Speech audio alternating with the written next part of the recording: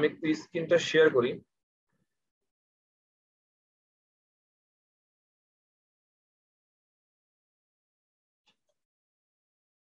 আমরা গতদিন যেটা দেখছিলাম সেটা হচ্ছে যে আমরা এই পর্যন্ত দেখছিলাম মনে হয় সম্ভবত, যে অ্যাজ এ ওয়েব ডেভেলপার আমরা কি কি কাজ করব, স্ট্যাটিক ওয়েবসাইট, ডাইনামিক ওয়েবসাইট অথবা আপনার অ্যাপ্লিকেশন, এই টাইপের জিনিসপত্র আমরা বানাবো। আর তারও আগের দিকে যদি আমি চিন্তা করি যে একটা অ্যাপ্লিকেশন আমরা কি কি করতে পারি, একটা ফ্রন্ট এন্ড, একটা ব্যাক এন্ড, একটা ডাটাবেস। সো তিনটা জিনিস এখানে থাকবে।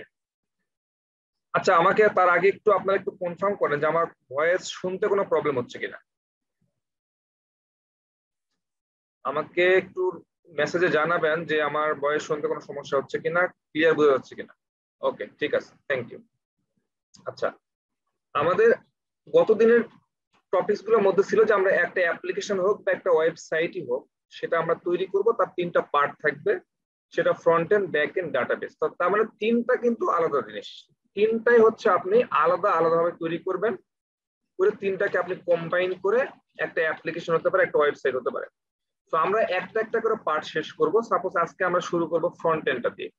আবার আমরা দেখছিলাম যে ফ্রন্ট এন্ডটা তৈরি করার জন্য আমাদের তিনটা জিনিস লাগে, তার মধ্যে একটা হচ্ছে এইচটিএমএল, একটা হচ্ছে সিএসএস, একটা জাভাস্ক্রিপ্ট। তো জাভাস্ক্রিপ্ট হচ্ছে অ্যাডিশনাল, আমরা মোটামুটি এইচটিএমএল দিয়ে আমরা তৈরি করতে পারি। তো আমরা আজকে শুরু যেটা করব সেটা হচ্ছে এইচটিএমএল দিয়ে শুরু করব। তো এইচটিএমএল দিয়ে শুরু করার জন্য আমাদেরকে প্রথমে বুঝতে হবে যে এই যে আমরা এইচটিএমএল বলে যাচ্ছি, আসলে এইচটিএমএলটা কি জিনিস আসলে।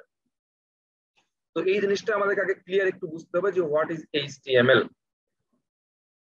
আপনারা যদি কেউ জেনে থাকেন যে এইচটিএমএল জিনিসটা কি, তাহলে আপনারা একটু চ্যাট বক্সে লিখতে পারবেন। একটু লিখেন, আমরা একটু দেখি যে আপনারা কি বুঝতেছেন এইচটিএমএলটা কি জিনিস আসলে। একটু মেসেজে লিখেন যে এইচটিএমএলটা কি, কে কিভাবে বুঝতেছেন একটু লিখেন। Okay, markup language, hypertext markup language, okay, একটা coding language, hypertext markup language, text markup language, okay, okay, text in language, okay, ঠিক আছে। আমি আপনাদের কোশ্চেনটা বুঝতে পেরেছি। ব্যাপারটা কিছুটা এই মানে এইরকমই, যে এইচটিএমএলটা হচ্ছে হাইপারটেক্সট মার্কআপ ল্যাঙ্গুয়েজ। তার আগে আমরা বুঝে নেই যে এই যে এইচটিএমএল, এটা দ্বারা আসলে আমরা কি বুঝতেছি, এইচটিএমএল এর পূর্ণ রূপ কি। এইচটিএমএল এর পূর্ণ রূপটাই কিন্তু হচ্ছে হাইপার, এইচ তে হাইপার, টি তে টেক্সট, এম তে মার্কআপ, এল তে হচ্ছে ল্যাঙ্গুয়েজ। এই আপনারা যেটা বলতেছেন, আপনারা যেটা দেখবেন এই যে মেসেজে দেখেন, একটু সবাই মোটামুটি লিখতেছেন যে হাইপারটেক্সট মার্কআপ ল্যাঙ্গুয়েজ। এখানে কিন্তু মোটামুটি আপনার 80% লিখতেছেন হাইপারটেক্সট মার্কআপ ল্যাঙ্গুয়েজ। যদি আপনাদের ভাই ভাতে বা কেউ জিজ্ঞেস করে যে এইচটিএমএলটা কি, আপনি যদি বলেন যে হাইপারটেক্সট মার্কআপ ল্যাঙ্গুয়েজ, তাহলে কিন্তু কোশ্চেনটা 100% ট্রু হচ্ছে না। কারণ এটা কিন্তু ফুল মিনিং, যেটাকে বলা হয় স্ট্যান্ড ফর, মানে এইচটিএমএল এর ফুল মিনিংটাকে বোঝাচ্ছে হচ্ছে হাইপারটেক্সট মার্কআপ ল্যাঙ্গুয়েজ। আমরা কিন্তু, আমি জিজ্ঞেস করছিলাম যে এইচটিএমএলটা কি, মানে এইচটিএমএল কাকে বলে, বা এইরকম কিছু একটা কোশ্চেন জিজ্ঞেস করতেছি। তো সেটার মিনিংটা কিন্তু HTML, এটা হচ্ছে স্ট্যান্ড ফর, দ্যাট মিনস এর পূর্ণ মিনিংটা, এর ফুল মিনিংটা হচ্ছে hypertext markup language. But HTML কিন্তু আপনার এটা কি, এটা একটা দেখেন, আমি এখানে লিখে ট্যাগ বেস মার্কআপ ল্যাঙ্গুয়েজ। এটা একটা ট্যাগ বেস মার্কআপ ল্যাঙ্গুয়েজ। আমি বলতেছি এটা ট্যাগ বেস মার্কআপ ল্যাঙ্গুয়েজ। আপনি এটাও বলতে পারবেন হাইপারটেক্সট মার্কআপ ল্যাঙ্গুয়েজ বলতেছেন, ঠিক আছে। এখন এই হাইপারটেক্সট মার্কআপ ল্যাঙ্গুয়েজ, আমি যদি বলি hypertext markup language, text markup language, তো এটা দ্বারা আসলে আমি কি বুঝতেছি।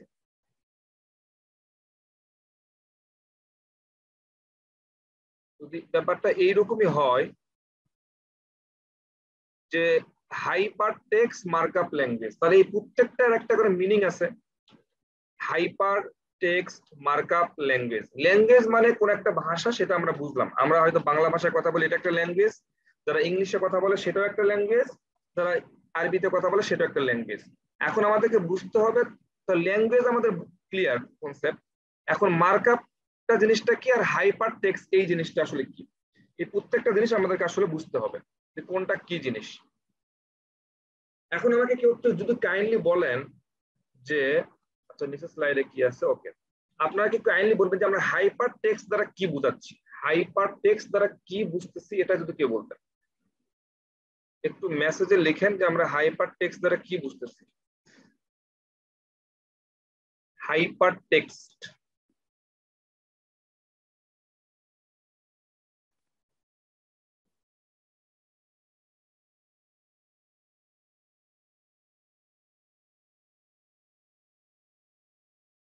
text with tag hypertext always use a click to link directly use the আর কোনো আইডিয়া থাকলে বলতে পারেন, টেক্সট লিখতে পারেন। ওকে,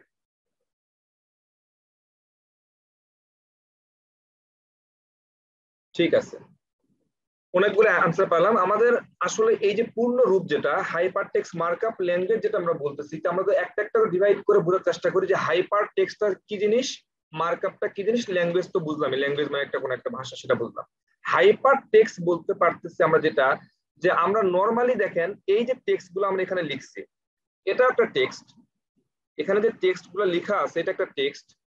অথবা যদি আমি আমার কোন একটা জায়গাতে যাই, যেমন এখানে টেক্সট, কিছু টেক্সট লেখা আছে, এটাও একটা টেক্সট। তো এই টেক্সট গুলা আর একটা ওয়েবসাইটের টেক্সটের মধ্যে পার্থক্যটা কি? এই টেক্সট গুলা কিন্তু কোনো একটা টেক্সটের সাথে কোনো একটা টেক্সটের লিঙ্ক আপ করা নেই, একটা টেক্সটের সাথে আরেকটা টেক্সট বা কোথাও ক্লিক করলে কোথাও চলে যাবে এইরকম কোনো লিঙ্ক আপ করা নাই। তো এই যে লিঙ্ক আপ করা নেই এটা কিন্তু নর্মাল টেক্সট, একটা টেক্সটের সাথে আরেকটা টেক্সটের কোনো সম্পর্ক নাই, ঠিক আছে, এটা হচ্ছে নর্মাল টেক্সট। কিন্তু আমরা হাইপার টেক্সট কোনটা বলতেছি, যদি আমরা কোন একটা পিডিএফ এ যাই খুব ভালো বোঝা যাবে সেটা। সাপোজ আমি বাংলাদেশ লিখতেছি, বাংলাদেশের এই যে উইকিপিডিয়াতে আসলাম, এখানে দেখেন যে প্রত্যেকটা টেক্সট একটার সাথে আরেকটা টেক্সটের লিঙ্ক আপ করা আছে। যেমন আপনি এই জায়গাতে বাঙালি লেখা আছে, দেখুন আপনি এই জায়গাতে ক্লিক করবেন, সে বাঙালি রিলেটেড যে ইনফরমেশনগুলো সেই পেজে কিন্তু নিয়ে চলে যাচ্ছে।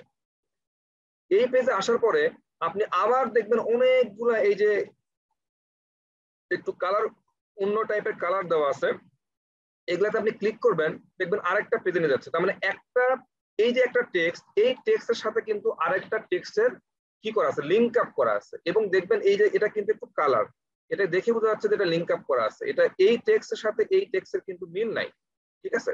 তো এই যে একটা টেক্সটের সাথে আরেকটা টেক্সটের যে একটা লিঙ্ক আপ করা আছে, সেই জিনিসটাকে আমরা বলতেছি হাইপার টেক্সট। আমার মনে হয় ব্যাপারটা একটু ক্লিয়ার হয়েছে। আমরা কিন্তু নর্মাল টেক্সট যেটা বলতেছি যে এই টেক্সট গুলা, তো এই টেক্সটে কিন্তু আপনি ক্লিক করেন আর যাই কিছু করেন, এই টেক্সটের সাথে কারো কোনো রিলেশন নাই, কোনো লিঙ্ক আপ করা নাই। কিন্তু যখন আপনি ওয়েবসাইটের এই লিঙ্ক গুলাতে আসতেছেন, এখানে কিন্তু একটার সাথে একটা লিঙ্ক আপ করা। আপনি যদি প্রথম আলোতে আসেন, prothomalo.com এ আসবেন, আসার পরে আমরা এই যে এগুলাকে হাইপার টেক্সট কেন বলতেছি, আপনি কোন একটাতে ক্লিক, এটা টেক্সট, এটা একটা টেক্সট, এই টেক্সটে ক্লিক করেন, দেখবেন যে একটা অন্য একটা পেজে নিয়ে চলে আসতেছে, তার মানে লিঙ্ক আপ করা আছে। আপনি কোন একটা এই যে এই টেক্সটগুলোতে ক্লিক করবেন, দেখবেন যে কোন অন্য আরেকটা জায়গাতে আপনাকে নিয়ে আসতেছে, ওই ইনফরমেশন দেখাচ্ছে। তার মানে প্রত্যেকটা টেক্সট কি করা, একটার সাথে আরেকটা লিঙ্ক আপ করা। এই লিঙ্ক আপ যে করাটা, সেই লিঙ্ক আপ করাটাকে আমি বলতেছি হাইপার টেক্সট। আই হোপ আপনারা এটা এটা ক্লিয়ার বুঝতে পেরেছেন যে হাইপার টেক্সটটা কি। এখন আমাদের দেখার বিষয় হচ্ছে, আমার স্লাইড কই গেল,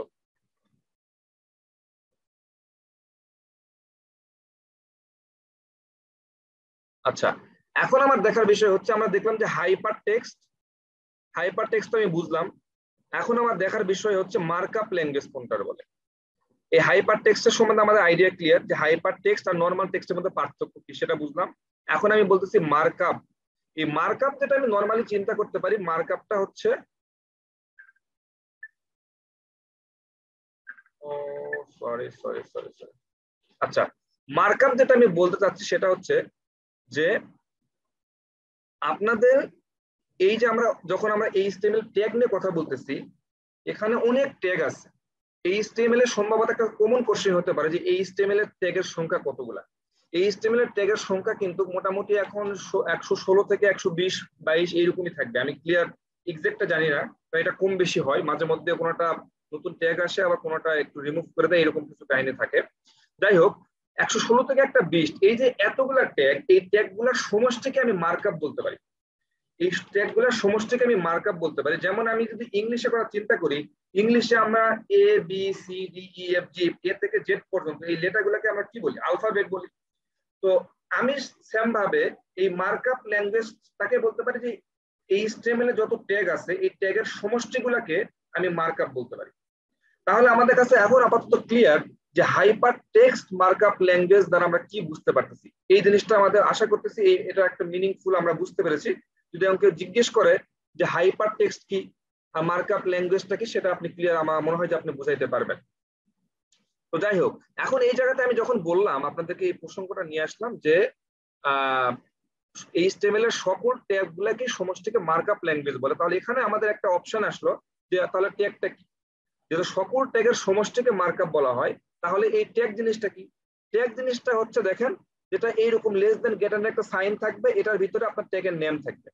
লেস দেন গ্রেটার দেন একটা সাইন থাকবে, সেটার ভিতরে ট্যাগের নেম থাকবে এবং সেই ট্যাগের একটা ক্লোজিং থাকবে। সাপোজ যদি এটা একটা হেডিং ট্যাগ হয় H1 দেই, তাহলে এটা হচ্ছে একটা ক্লোজিং থাকবে H1, এটাকে আমরা বলতেছি H1 ট্যাগ।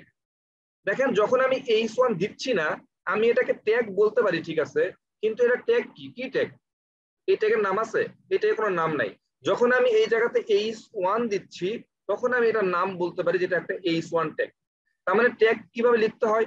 আপনার less than greater than sign দিবেন, এটার ভিতরে ট্যাগের নাম লিখবেন আর একটা ক্লোজ করে দিবেন।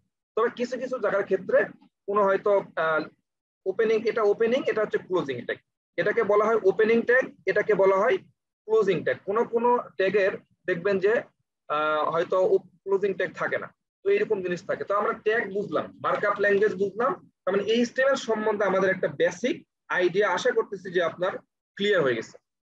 যদি কারো ক্লিয়ার না হয় একটু টেক্সট বক্সে লিখতে পারেন যে আপনাদের এখনো ক্লিয়ার না।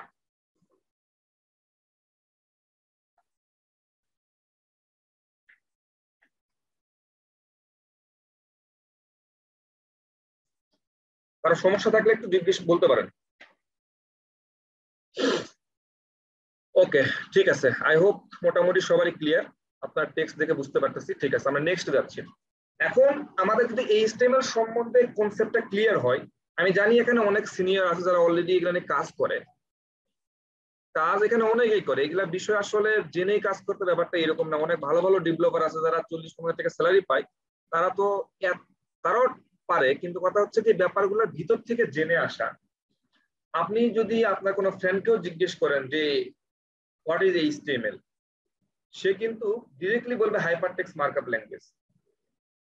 কিন্তু এখন কিন্তু আপনি বুঝতে পারতেছেন যে হাইপারটেক্সট মার্কআপ ল্যাঙ্গুয়েজটা কিন্তু ডেফিনেশন না, এর ডেফিনেশনটা কিন্তু আলাদা। এর ডেফিনেশনটা হচ্ছে যেটা একটা ট্যাগ বেস মার্কআপ ল্যাঙ্গুয়েজ, এটা একটা ল্যাঙ্গুয়েজ হতে পারে, এরকম আপনি বলতে পারেন। কিন্তু আপনি হাইপারটেক্সট মার্কআপ ল্যাঙ্গুয়েজ বলা মানেটা কি? এটা তো আপনার ফুল মিনিং। HTML এর ফুল মিনিংটা হচ্ছে হাইপারটেক্সট মার্কআপ ল্যাঙ্গুয়েজ, কিন্তু এর ডেফিনেশনটা তো আলাদা। ডেফিনেশন এক জিনিস, আরেকটা হচ্ছে ফুল মিনিং আরেকটা জিনিস। যাই হোক, আশা করি ব্যাপারটার মধ্যে কম্পেয়ার করে আপনি বুঝছেন। তো আমরা যে এই HTML এর কথা বলতেছি, আমরা এটা শুরু করার আগে আমাদের যেটা করতে হবে সেটা হচ্ছে HTML এর একটু হিস্ট্রি জানা দরকার। এই HTML কই থেকে আসলো, কিভাবে আসলো, এটা কে তৈরি করলো, কার মাথার মধ্যে এটা আসলো, এই জিনিসগুলো একটু জানা দরকার। তাহলে একটু আরেকটু আপনার বেসিকটা আরেকটু স্ট্রং হবে আশা করতেছি। তো HTML যে তৈরি করছে তার নাম হচ্ছে স্যার টিম বার্নার্লিস। স্যার টিম বার্নার্লিস ইনি হচ্ছে 1991 এর দিকে ইনি আসলে এই HTML-টা তৈরি করেন। স্যার টিম বার্নার্লি, এনার চেহারাটা একটু দেখে আসি আমরা, কারণ পরিমনির চেহারা তো আপনারা অনেক দেখছেন। তো যেহেতু এর কারণে কিছু ইনকাম আপনার করার ইচ্ছা হচ্ছে, তো এর চেহারা দেখা দরকার না? শয়নের স্বপ্নে এনার একটু চেহারা দেখলেন, একটু একে মিস করলেন। ইনি হচ্ছে সেই ব্যক্তি স্যার টিম বার্নার্লিস, ঠিক আছে। ইনি কিন্তু এই HTML-টা তৈরি করছে, শুধু HTML না, ইনি কিন্তু ওয়েবও তৈরি করছে। শুধু HTML না, ইনি কিন্তু ওয়েবেরও ক্রিয়েটর।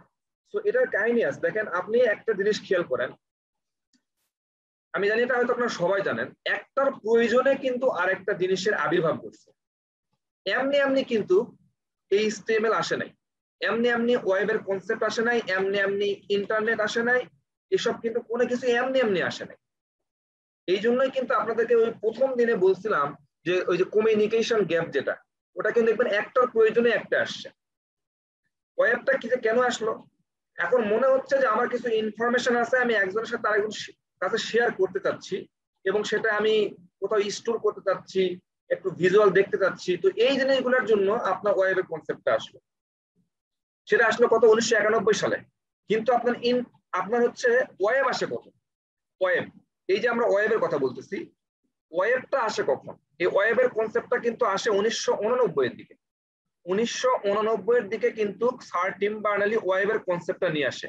এখন ওয়েবের কাজটা কি, এই যে দেখেন আপনি ফিজিক্যালি ইনাকে দেখতে পাচ্ছেন, এই ইমেজটা আপনি আরেকজনের সাথে শেয়ার করতে পারতেছেন, কিছু ইমেজ আপনি কি করতে পারতেছেন, সেভ করতে পারতেছেন, তো এই জিনিসগুলো কিন্তু করতে পারতেছেন, শেয়ার করবেন। এখন যদি আপনি একটা ইনফরমেশন, এই যে এই ইনফরমেশনটা, কোনো একটা ইনফরমেশন আপনি আরেকজনের সাথে শেয়ার করতে চান, যদি একটা ইনফরমেশন আরেকজনের সাথে শেয়ার করতে চান, তাহলে আপনার কি দরকার, ইন্টারনেট দরকার। এই জন্যই কিন্তু ইন্টারনেট আসে 1990 এর দিকে।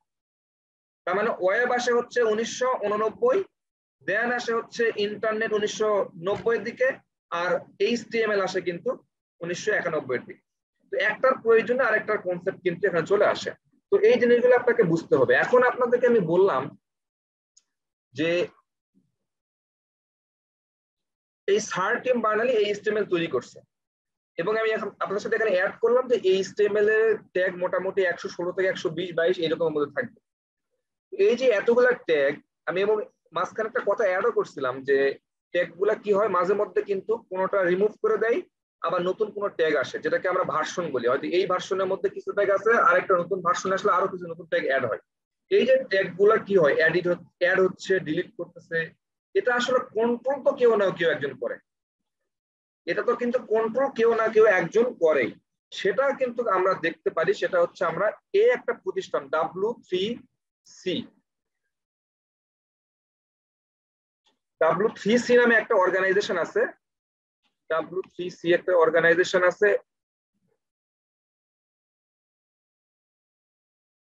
এই যে W3C এই অর্গানাইজেশনটা কিন্তু এই HTML এর এই ট্যাগ গুলাকে কি করে, কন্ট্রোল করে। এটা একটা অর্গানাইজেশন, যদি নতুন ট্যাগ আসে তাহলে এরা এখান থেকে আগে কি করে, এই ট্যাগটাকে পাস করতে হবে, তারপরে এটাকে অ্যাপ্রুভ করবে, দেন এটা আপনার পাবলিশ করবে। তার মানে এই অর্গানাইজেশন গুলো কি করে, ট্যাগ গুলাকে অ্যাড করে অথবা রিমুভ করে। ঠিক আছে, তো আপনাকে যদি জিজ্ঞেস করা হয় যে HTML এ এতগুলো ট্যাগ, এগুলা কন্ট্রোল করে কে, তখন কিন্তু আপনি বলতে পারবেন W3C নামে একটা অর্গানাইজেশন আছে, সেটা কন্ট্রোল করে। আর আরেকটা জিনিস হচ্ছে, এই যে আমরা স্যার টিম বার্নার্লি যে কথা বলতেছি, ইনি একটা ইউরোপিয়ান অর্গানাইজেশন, যেটাতে আপনার হচ্ছে ওই মুরব্বী টাইপের ব্যক্তিবর্গ, যেটা গবেষকরা কাজ করে। এটা হচ্ছে আপনার ইউরোপিয়ান ইউনিয়নে একটা হচ্ছে প্রতিষ্ঠান, যেখানে তারা সবাই মিলে আসলে গবেষণা করে, যেখান থেকে আসলে HTML এর আবির্ভাব ঘটছিল। সেটা হচ্ছে আপনার CERN, যেটা আমি গতদিন বলছিলাম মনে হয়, এই যে CERN, এটা হচ্ছে আমাদের ইউরোপিয়ানের একটা হচ্ছে আপনার প্রতিষ্ঠান, এটা না তো মনে হয় CERN,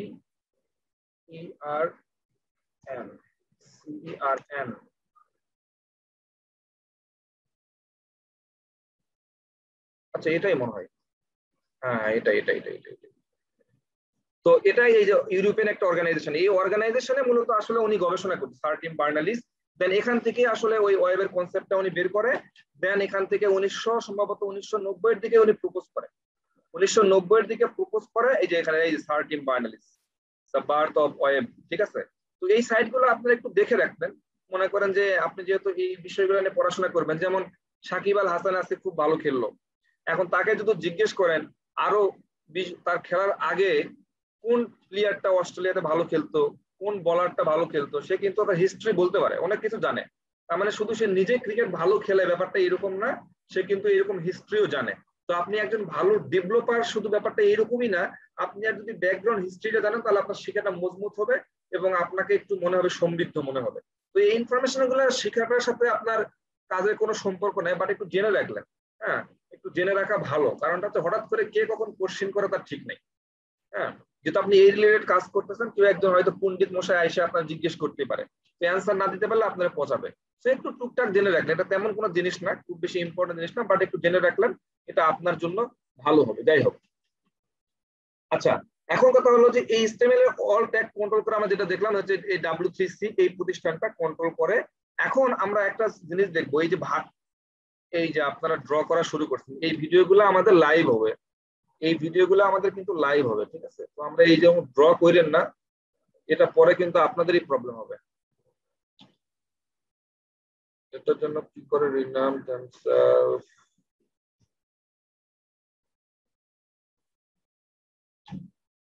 এরকম ড্র করেন না প্লিজ। আচ্ছা এখন আমরা আসি হচ্ছে যে এই যে HTML এর ভার্সনটাতে আসি আমরা। আচ্ছা আমি লাইভটা আবার একটু স্টপ করে শেয়ার করি, তাছাড়া এই প্রবলেমটা থাকবে।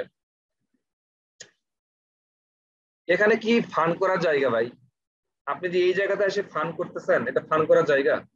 এই ভিডিওটা আপনার হচ্ছে ফেসবুকে লাইভ হচ্ছে, অনেকে দেখতেছে, তো আপনাদের উপর তো একটা বিরূপ প্রতিক্রিয়া পড়বে যে ছেলেপেলে এত দুষ্ট কেন, বেয়াদব কেন, তাই না?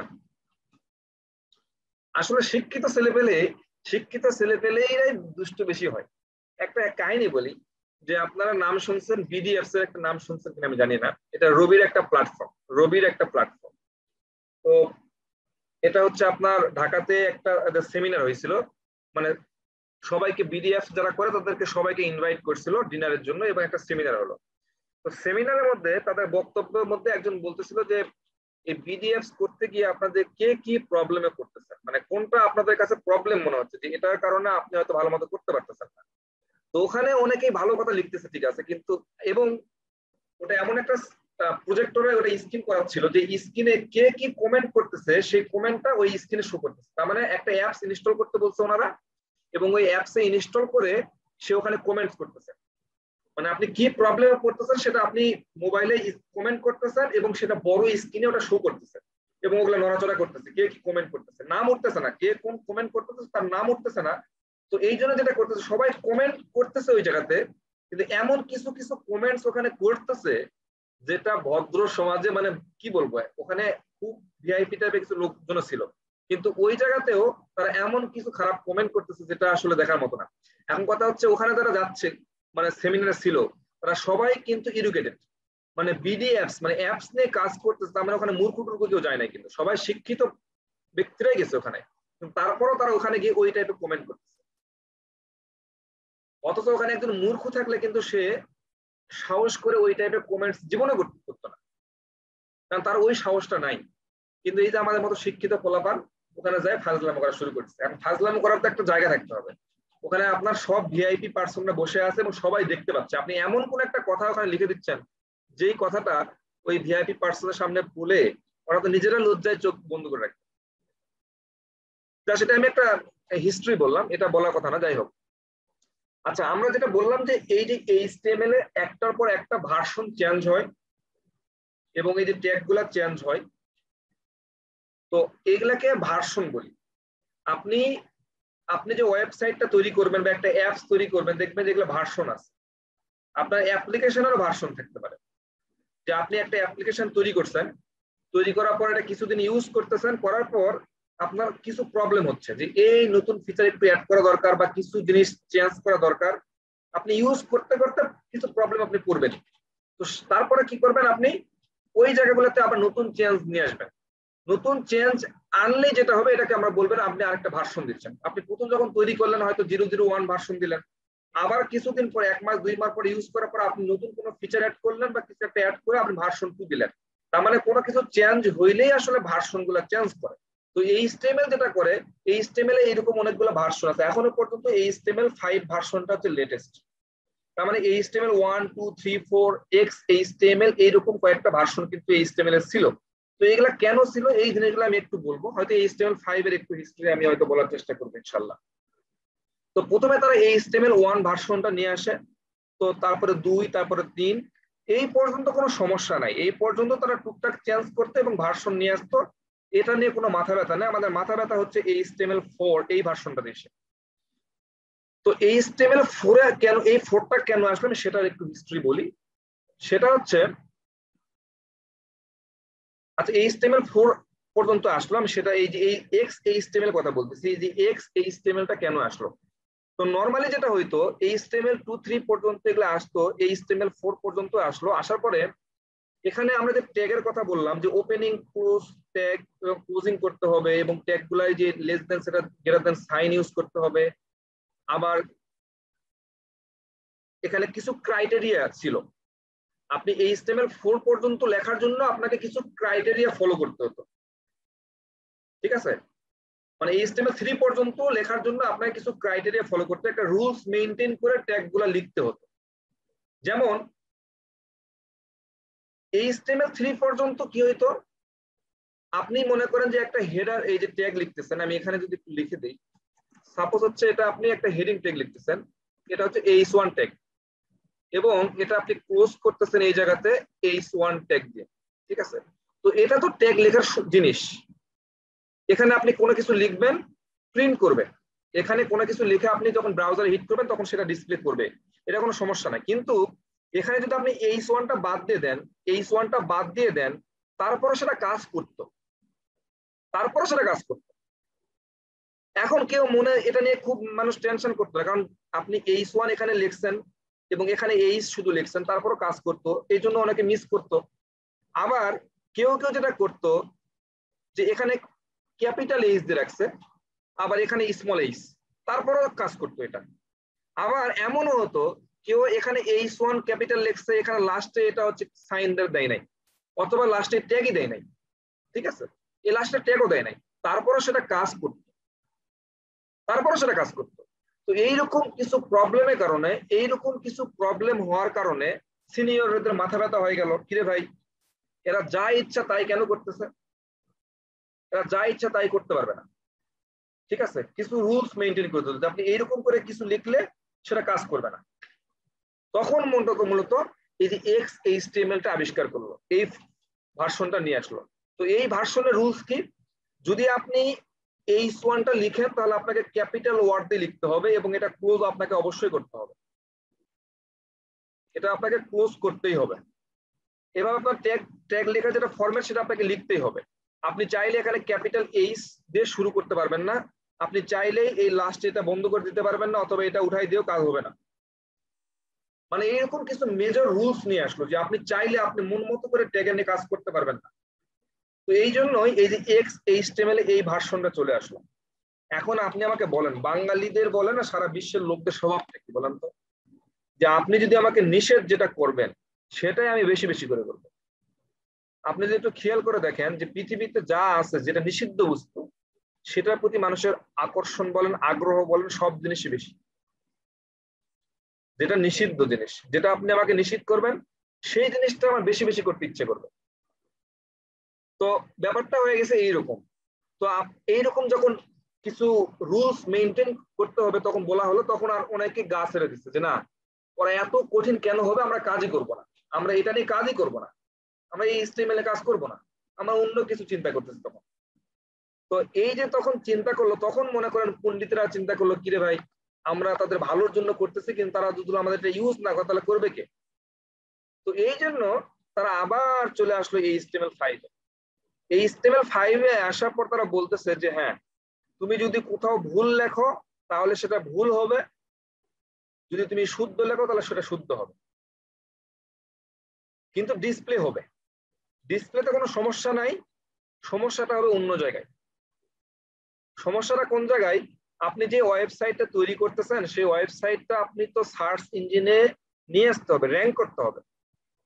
আপনি একটা ওয়েবসাইট তৈরি করলেন, মনে করেন যে এই যে হচ্ছে প্রথম আলোটা তৈরি করলেন আপনি, তো এই প্রথম আলোটা তৈরি করলেন, আপনি কি লেখেন বলেন তো, www.prothomalo.com এইরকম করে কি গুগলে সার্চ করেন, না আপনি শুধু এখানে লেখেন হচ্ছে প্রথম আলো, এই যে প্রথম আলো আপনি এইরকম গুগলে সার্চ করেন, দেখবেন যে এখানে লিঙ্ক চলে আসে, এই যে প্রথমটাই প্রথম আলো আসছে, তারপরে আপনার এই যে এটাও প্রথম আলো, তো এই যে প্রথম আলোর এই যে লিঙ্ক গুলা চলে আসতেছে।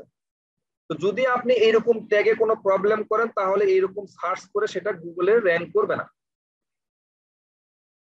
আপনি যদি সব ঠিকঠাক লিখেন তাহলে সেটা ভালো মতো কাজ করবে, আদারওয়াইজ আপনি লিখলে কাজ করবে না। আপনি যদি www.prothomalo.com লিখেন তাহলে তো আসবেই, তাহলে সার্চে এটা সার্চ এর কোনো সমস্যা নেই। কারণ আপনি একটা অ্যাড্রেস দিচ্ছেন, যে অ্যাড্রেসটা হচ্ছে আমারই অ্যাড্রেস, সেই অ্যাড্রেসে সার্চ করলে তো আপনি আমাকে পাবেনই। কিন্তু আপনি কয়টা ওয়েবসাইটে এইভাবে www.facebook.com বা www.প্রথমা.com এরকম লিখে সার্চ করেন? কয়টা ওয়েবসাইট আপনার মনে থাকে? আপনি জাস্ট হয়তো কোনো একটা কিওয়ার্ড লিখে সার্চ করেন এবং তারপরে মনে করেন যে হ্যাঁ এটা আপনার ওই ওই ওয়েবসাইটটা, আপনি ওখানে ক্লিক করে সেটা নিয়ে কাজ করেন। তো যদি আপনি এরকম র্যাঙ্ক করতে চান তাহলে আপনাকে এক্সাক্ট জিনিসগুলো লিখতে হবে। যদি না লিখেন তাহলে কাজ করবে না। তো এই জন্যই আপনার এই জিনিসটা চলে আসছে যে আপনি হ্যাঁ ভুল করবেন তাহলে ভুল, আর শুদ্ধ করলে সেটা শুদ্ধ। সেই হচ্ছে এই HTML5। এটা আপনি যদি ভুলও লিখেন, সাপোজ এখানে ক্যাপিটাল এইচ দিবেন তাও কাজ করবে, লাস্টে ক্লোজিং করবে না তাও কাজ করবে, কিন্তু সমস্যা হবে এই র্যাঙ্ক করাতে আপনার এই ওয়েবসাইটটা প্রবলেম হবে। তো ভালো ডেভেলপার হলে গেলে এইভাবে চিন্তা ভাবনা করেই কাজ করবে। আশা করতেছি আপনাদের ভার্সনের এই জিনিসটা আপনাদের কাছে ক্লিয়ার। আমাদের নেক্সট টপিকসটা কি নিয়ে কথা বলবো? নেক্সট টপিকসটা হচ্ছে, আচ্ছা আমরা যেহেতু আমরা এখন কোড করব, আচ্ছা যেহেতু আমরা কোড করব সেহেতু আমরা কোডটা কোথায় করব? এই যে আমরা এই HTML-টা সম্বন্ধে জানলাম, এই HTML একটু হিস্ট্রি জানলাম, এই HTML-টা ট্যাগ নিয়ে কাজ করে সেটা বুঝলাম, এখন আমরা কোথায় লিখবো, কোথায় ডিসপ্লে করব, কিভাবে কি হবে, এই জিনিসটা আমাদেরকে বুঝতে হবে। আপনি যদি ফুটবল খেলতে চান তাহলে আপনার অবশ্যই একটা মাঠের প্রয়োজন আছে। আপনি যদি একটা বাড়ি করতে চান সেখানে একটা নির্দিষ্ট জায়গার প্রয়োজন আছে। মানে আপনি যা কিছুই করতে চান না কেন সেটা একটা এনভায়রনমেন্টের দরকার আছে। আপনি যদি বাড়ি করেন, আপনি সেটা কি পুকুরের উপর বাড়ি করবেন? একটা বাড়ি করার মতো একটা পরিবেশ লাগবে, সেই জায়গাতে বাড়ি করবেন। আপনি যদি ফুটবল খেলতে চান বা ক্রিকেট খেলতে চান তাহলে আপনি কোথায় খেলবেন? রাস্তাঘাটে খেলবেন? আপনার খেলার মতো একটা এনভায়রনমেন্ট দরকার আছে। আপনি কোন একটা কারখানায় একটা প্রোডাক্ট রেডি করবেন, আপনি একটা টি-শার্টটা আপনি একটা তৈরি করবেন, তো টি-শার্টটা তৈরি করার জন্য আপনার ফ্যাক্টরি দরকার, যে জায়গাতে একটা তৈরি হবে।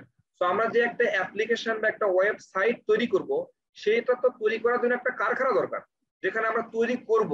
সেই কারখানাটাই হচ্ছে আমরা বলি হচ্ছে আইডিই। আইডিটা কিন্তু এটা হচ্ছে সংক্ষিপ্ত রূপ আইডি। আপনি এখন এই টাইপের দু একটা সংক্ষিপ্ত জিনিসপত্র আপনার এখন মাথায় রাখতে হবে, যেহেতু আপনি ধীরে ধীরে ডেভেলপার হচ্ছেন।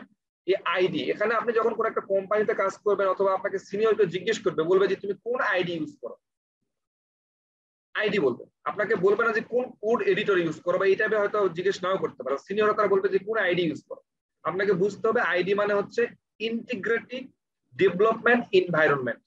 ইন্টিগ্রেটেড ডেভেলপমেন্ট এনভায়রনমেন্ট, আপনি যে ডেভেলপমেন্টটা করবেন সেই ডেভেলপমেন্টের জন্য একটা এনভায়রনমেন্ট, যেখানে আপনি কোডগুলো লিখবেন বা ফ্যাক্টরি প্রোডাক্টটা তৈরি করবেন।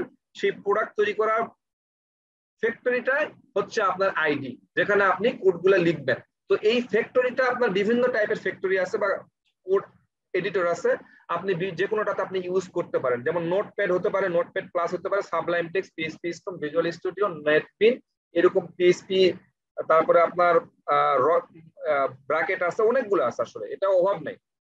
তো আপনি যে কোনোটাই যদি কোনোটাতে কমফোর্ট ফিল করে থাকেন আগে থেকে ইউজ করবেন, সেটা আপনি ইউজ করতে পারেন। যে কোনোটাই আপনি ইউজ করতে পারেন, সেটা কোনো সমস্যা না। তবে আজকে হয়তো আপাতত আমরা কোনো কোড এডিটর ইউজ করতেছি না, আমরা সামনের দিন কোনো একটা কোড, ভালো একটা কোড এডিটর ইউজ করব। সেই ভালো কোড এডিটর কোনটা সেটা আমরা ফাইন্ড আউট করব, তারপরে ইউজ করব যে আসলে ওয়ার্ল্ডের মধ্যে টপ ক্লাস আইডি কোনটা, দেন সেটা আমরা ইউজ করব। তো আইডি কনসেপ্টটা আপনাদের আশা করতেছি ক্লিয়ার হয়ে গেছে, যে আইডিটা জিনিসটা কি, যেখানে আমরা কোড লিখবো। তো কোথায় কোড লিখবো সেটা আমরা বলে দিলাম, যে আমরা লিখবো, মনে করেন যে একটা নোটপ্যাডে লিখবো। তো আমরা নোটপ্যাডে যদি লিখি,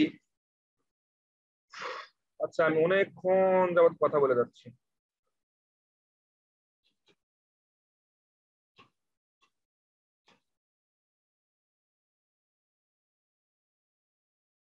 আচ্ছা আচ্ছা, একটু রেসপন্স করেন যে আমার কথায় বুঝতে পারতেছেন কিনা। আমি অনেকক্ষণ যাবত শুধু বলেই যাচ্ছি। এখন যদি আপনারা না বোঝেন তাহলে কিন্তু আমি টেনশনে পড়ে যাবো। বলেন, কথা শুনতে কোনো কিছুতে প্রবলেম হচ্ছে কিনা?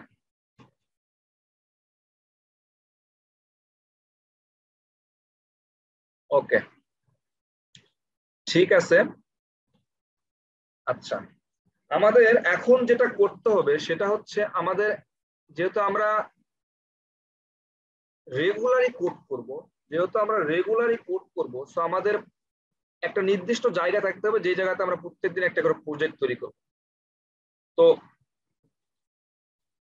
আমি আমার কম্পিউটার ডেস্কটপে যাচ্ছি। ডেস্কটপে আমি একটা ফোল্ডার তৈরি করব।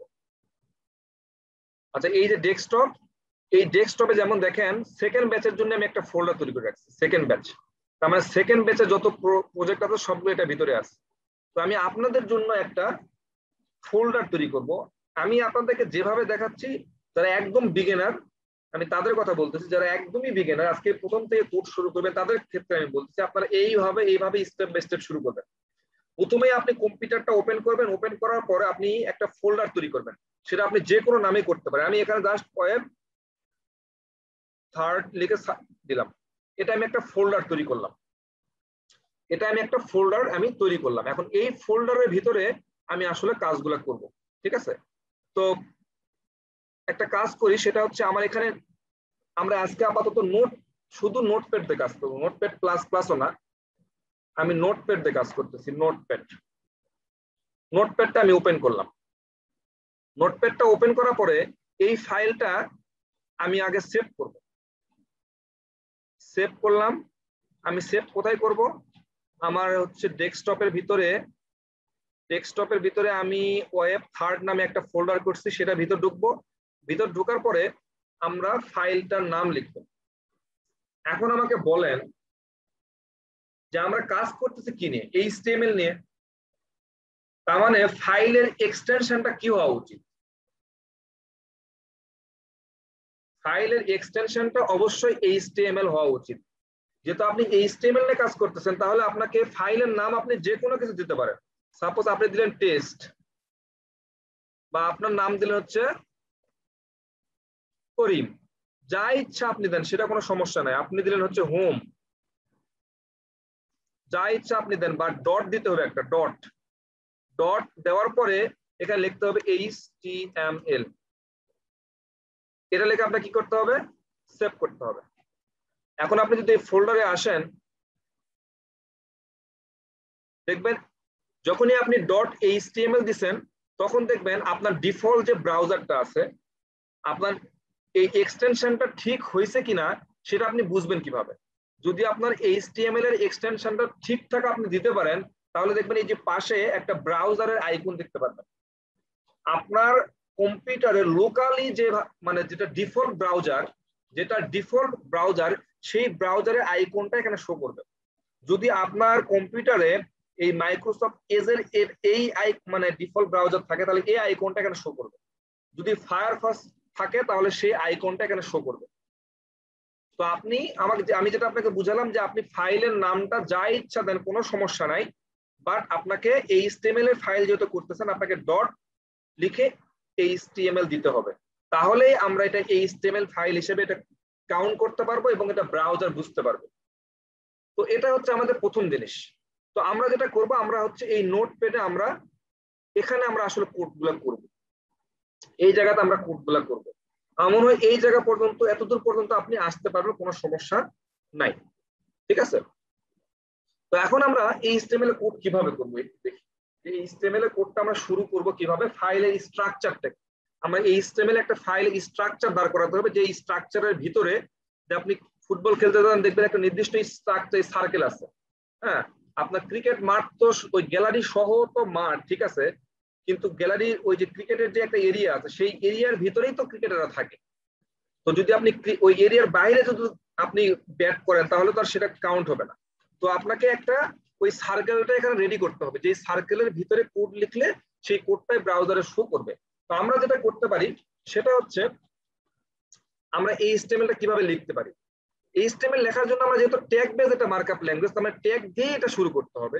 যেহেতু HTML এর ফাইল করতেছে, আমাকে কি করতে হবে? এই যে লেস দেন গ্রেটার দেন এই সাইনটা ইউজ করতে হবে। এর ভিতরে আমাকে লিখতে হবে HTML, এই ট্যাগটা আমাকে লিখতে হবে। দেন আপনাকে নিচে আরেকটা ট্যাগ, এই ট্যাগটাকে আপনাকে ক্লোজ করে দিতে হবে।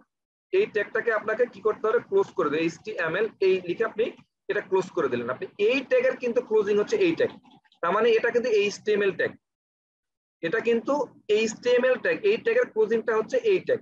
তো আপনি HTML দিয়ে শুরু করলেন, তার মানে এটা হচ্ছে আপনার ওই ফুটবল বলেন ক্রিকেট খেলা বলেন, ওই ক্রিকেট খেলার এরিয়াটা হচ্ছে এখানে, আপনি যা খেলা এই জায়গার ভিতরেই খেলবেন, এর বাইরে না, ঠিক আছে? তো এটাকে আমরা দুই ভাগে ভাগ করতে পারি, এটাকে আমি দুই ভাগে ভাগ করতে পারি। আপনারা ক্রিকেট খেলা বোঝেন, দেখবেন যে যখন প্রথম 6 ওভার থাকে তখন একটা নির্দিষ্ট সার্কেলের মধ্যে থাকে, আবার ব্যাটিং যারা যেখানে করে ওই ব্যাটিংটাকে ক্রিজ বলে, ওটা একটা নির্দিষ্ট স্পেসিফিক জায়গা। তো এক একটা জায়গার বৈশিষ্ট্য কিন্তু এক এক রকম। তো আমরা যেটা করতে পারি, এই পুরো ফিল্ডটাকে আমরা দুইটা ভাগে ভাগ করতে পারি।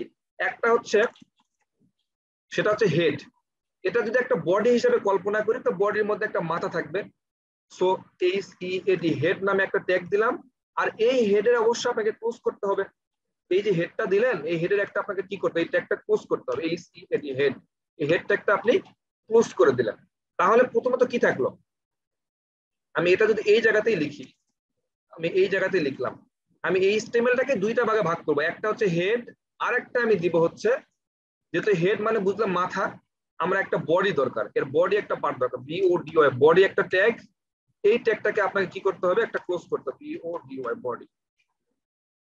তাহলে আপনি বুঝতে পারলেন যে এই HTML এর পুরো জিনিসটাকে আমি দুইটা ভাগে ভাগ করতে পারি, একটা হচ্ছে হেড আর একটা হচ্ছে বডি। হেডের ভিতরে কি থাকবে আর বডির ভিতরে কি থাকবে সেটা তো আমরা একটু পরে আসতেছি। আপাতত দেখেন এই জিনিসটা ক্লিয়ার কিনা, যে আমরা ট্যাগ গুলা কিভাবে লিখবো। আমি যাদের একদম বিগিনার তাদের কথা বলতেছি, আমি জানি এখানে অনেকেই ব্যাপারটা নিয়ে বোরিং ফিল করতেছে এবং অনেকে বিরক্ত হচ্ছে, এটা আমি বুঝতে পারি, হ্যাঁ এটা আমি বুঝতে পারতেছি, এটা হওয়াটাই স্বাভাবিক, কারণ আমিও ছিলাম এরকম। আমিও এই সেম জিনিসটাই ছিলাম, যখন আমিও প্রথম ওয়েব ডিজাইন ডেভেলপমেন্ট একটা কোর্স করছিলাম, তখন আমি আগে থেকে পারতাম, তারপরে কোর্সে ভর্তি হয়েছি, হওয়ার পরে প্রথম প্রথম এই জিনিসগুলো যখন অত ছোট ছোট করে ভেঙে বলতেছিল, তখন আমার কিছু কিছু জিনিস বোরিং লাগতো। আমার নতুন যে একটা ইনফরমেশন পাইলে ভালো লাগতো, যে না আমি তো জানি, বাট এই ইনফরমেশনটুকু জানতাম না। আমি জানি যে এই সিস্টেমে লিখতে হয়, কিন্তু দেখেন এতটুকু কোড লিখতে আপনাকে কত সময় আমি ব্যয় করলাম বুঝাচ্ছি, কিন্তু এর মধ্যে থেকে যদি দু একটা কোনো কথা আপনার কাছে মনে হয় যে এটা একটু আনকমন লাগতেছে, আমি শুনি নাই এর আগে বা বুঝি নাই, তাহলে আপনার একটু সুবিধা, বাট আদারওয়াইজ আপনার হয়তো বোরিং লাগবে। কিন্তু এখানে অনেকেই আছে যারা আজকে প্রথম থেকে কোড লেখা শুরু করবে HTML, আমি তাদের কথা চিন্তা করে ওই জায়গা থেকে বোঝানোর চেষ্টা করছি, কারণ আমাদের টার্গেটটা হচ্ছে যারা একদমই বিগিনার তারাও যেন মিস না করে, এবং যারা একদম বিগিনার তাদেরকে নিয়েই আমরা আসলে শেষ পর্যন্ত যাব, এটাই হচ্ছে আমাদের টার্গেট বা মূল লক্ষ্য। তো যাই হোক, আমরা এই যে হেড ট্যাগ যেটা লিখলাম, সেই হেড ট্যাগের মধ্যে কি থাকতে পারে, এই বডি ট্যাগের, এই হেড ট্যাগের ভিতরে এখানে একটা টাইটেল থাকবে, একটা হেডের ভিতরে আমরা একটা টাইটেল নামে একটা ট্যাগ দিতে পারি, TITL টাইটেল নামে একটা ট্যাগ আছে, এবং এই ট্যাগটাকে আপনাকে আবার সেম ভাবে ক্লোজ করতে হবে, এই ট্যাগটাকে আপনাকে সেম ভাবে ক্লোজ করতে হবে, TITL টাইটেল, তার মানে টাইটেল নামে আপনি ক্লোজ করলেন। এখন এই টাইটেল কোন টাইটেল, আমরা যদি এই জায়গাতে একটু লিখে বোঝার জন্য এই টাইটেলটা লিখলাম। টাইটেল লেখার পরে এখানে আপনি লিখতে পারেন যে ওয়েব থার্ড, থার্ড ব্যাচ, ঠিক আছে?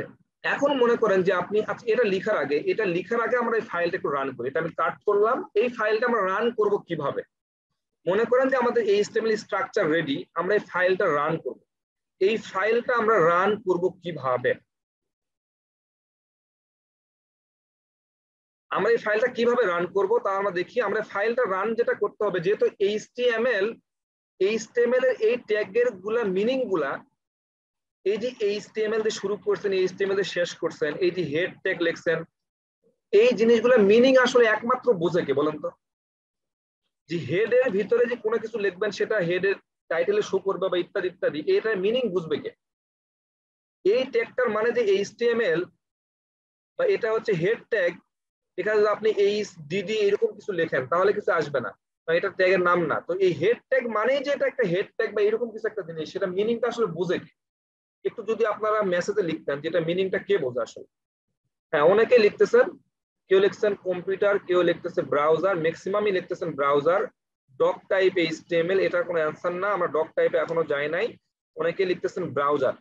তো ব্রাউজার এটা হচ্ছে মেইন অ্যান্সারটা হচ্ছে ব্রাউজার। HTML এর সকল ট্যাগের মিনিং আমি আপনাদেরকে বললাম যে 116 থেকে 120টা ট্যাগ আছে HTML এ। তো এই যে এক একটা ট্যাগের মিনিং তো এক এক রকম, এক একটা ট্যাগের মিনিং হচ্ছে এক এক রকম। এই যে এক একটা ট্যাগের মিনিং এক এক রকম, এটা বুঝে কি? এটা আসলে এটা তো না বুঝে রেসপন্স করলে তো হবে না, কেউ না কেউ তো বুঝে। তো প্রত্যেকটা ট্যাগের মিনিং কিন্তু বোঝা হচ্ছে ব্রাউজার। তার মানে আপনাকে এই ফাইলটা রান করতে হবে কিন্তু ব্রাউজারে, এই ফাইলটা রান করতে হবে আপনি ব্রাউজারে। সহজ জিনিস, আপনার এই যে আমি এটা আবার ক্লোজ করে দিলাম, আমরা এটা সেভ করছিলাম কোথায়? আমরা সেভ করছিলাম আমাদের ডেস্কটপের ভিতরে, ফোল্ডারটার নাম করছিলাম হচ্ছে ওয়েব থার্ড। ওয়েব থার্ড নামে আমরা একটা ফোল্ডার রেডি করছি। এই ফোল্ডারের ভিতর ঢুকবো, ফোল্ডারের ভিতর ঢোকার পর দেখবো যে আমাদের কাছে একটা ফাইল আছে, এই ফাইলটাকে আমাদের রান করতে হবে।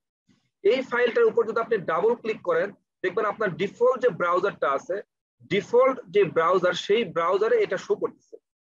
কিন্তু এখনো পর্যন্ত দেখবেন এই যে বডিতে কিচ্ছু নাই, বডিতে কিছুই নাই, কারণ আপনি এখনো পর্যন্ত কিছুই আসলে লিখেন নাই।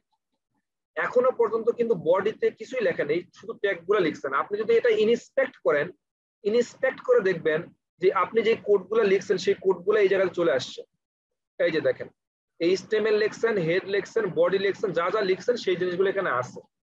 কিন্তু এটার ভিতরে যদি আপনি কন্টেন্ট দেন, তাহলেই কিন্তু এটা কিন্তু কি হয়েছে বলেন তো, এটা একটা স্ট্রাকচার তৈরি হয়েছে, স্ট্রাকচার। এই HTML দিয়ে আমরা কি করতে পারি?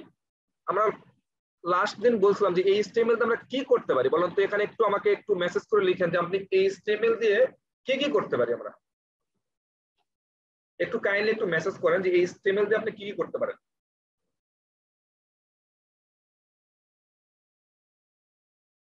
মানে HTML টা আমরা কেন ইউজ করি আসলে?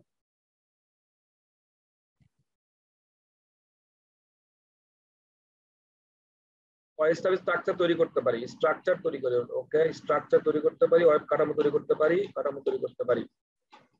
গুড। কন্টেন্ট, ওকে, গুড, ওকে, ঠিক আছে। মোটামুটি আমি বুঝতে পেরেছি যে হ্যাঁ, আপনারা আগের দিন ক্লাসটা বুঝতে পারছেন। তাহলে আমাদের কিন্তু কাঠামোটা রেডি। আমরা এখানে একটা জিনিস আপনি মিস করছেন, সেটা হচ্ছে আমাদের যদি আগের স্লাইডে দেখেন যে আমরা কি বলছিলাম যে HTML দিয়ে আমরা কি কি করতে পারি। HTML দিয়ে কিন্তু আমরা বলছিলাম যে স্ট্রাকচার এবং কন্টেন্ট তৈরি করতে পারি। স্ট্রাকচার এন্ড কন্টেন্ট, শুধুই স্ট্রাকচার না, শুধুই স্ট্রাকচার না, আমরা কন্টেন্টও তৈরি করতে পারি। তাহলে এই দেখেন অলরেডি স্ট্রাকচার তৈরি হয়ে গেছে, স্ট্রাকচার তৈরি হয়ে গেছে। এখন শুধু আমরা কন্টেন্ট দিলেই এটা আমাদের যেটা মিনিং ছিল সেটা আমাদের তৈরি হয়ে যাবে। তাহলে আমরা এখানে যদি কন্টেন্টটা দেই, এখন দেখেন এই জায়গাতে কি লেখা আছে, home.html। এখানে এখন কি লেখা আছে এই টাইটেলে, এই জায়গাতে home.html।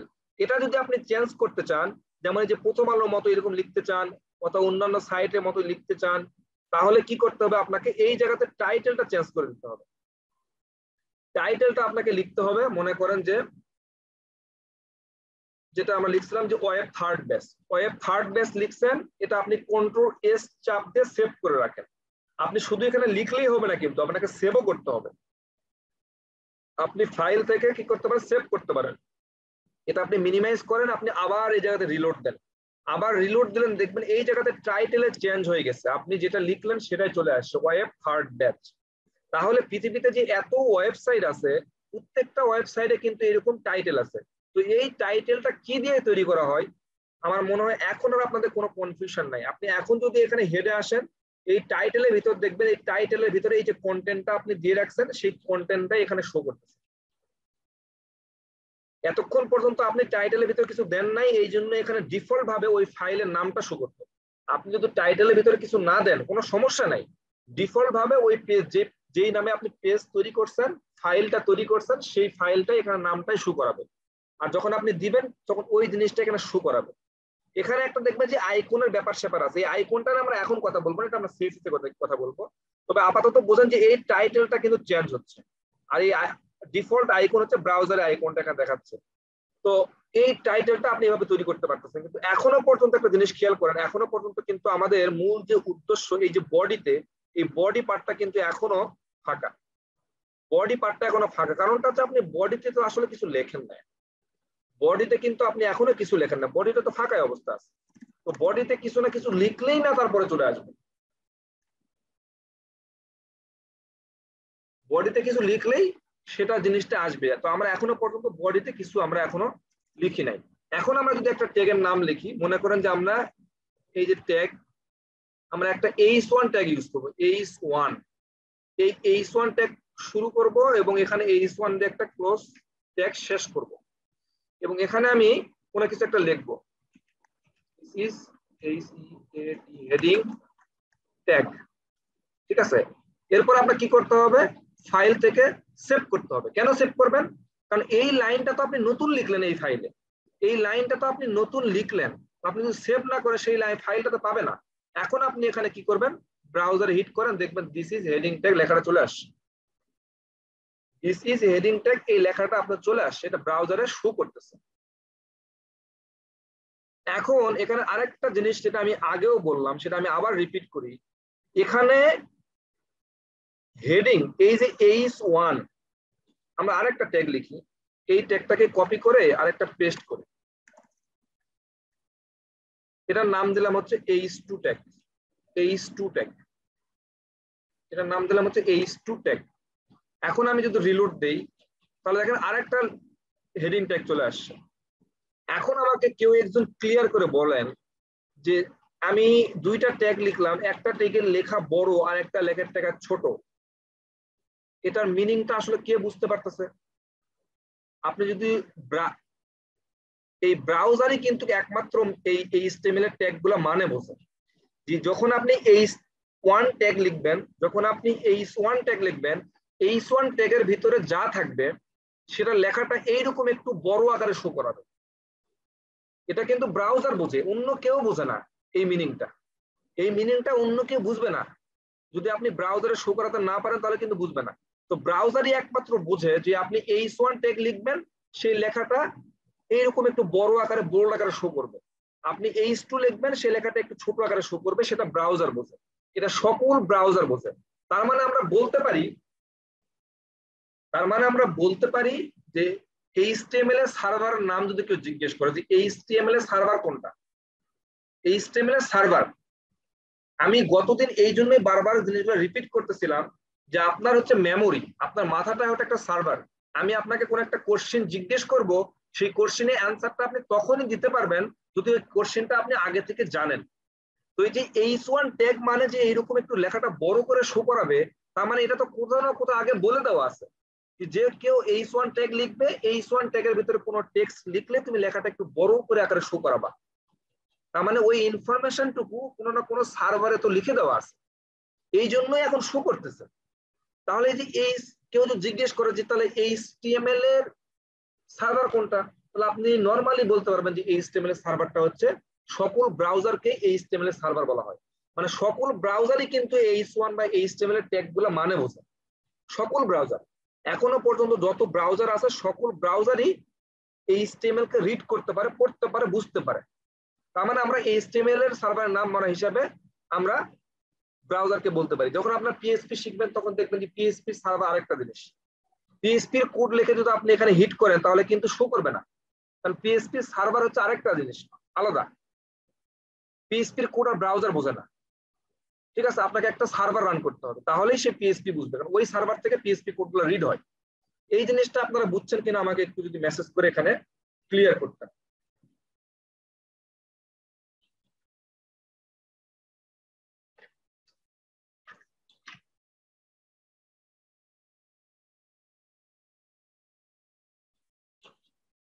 ওকে, দেখ, ভালো লাগতেছে যে আমি আপনাদেরকে বুঝাইতে সক্ষম হয়েছি। এখন আমার জিনিসটা হচ্ছে এই জায়গাতে যে আপনারা যারা বুঝতে পারতেছেন, এটা কি যারা আগে থেকেই পারতেন তারাই বুঝতে পারতেছেন, না যারা নতুন তারাও কেউ বুঝতে পারতেছেন? একটু কাইন্ডলি সবাই লিখেন না, যারা নতুন ছিলেন যারা, তারা একটু লেখেন যে বুঝতে পারছেন কিনা। যারা একদম নতুন ছিলেন তারা বুঝতে পারছেন কিনা। যারা আগে থেকে পারেন তাদের লেখার দরকার নাই, যারা একবারেই নতুন তারা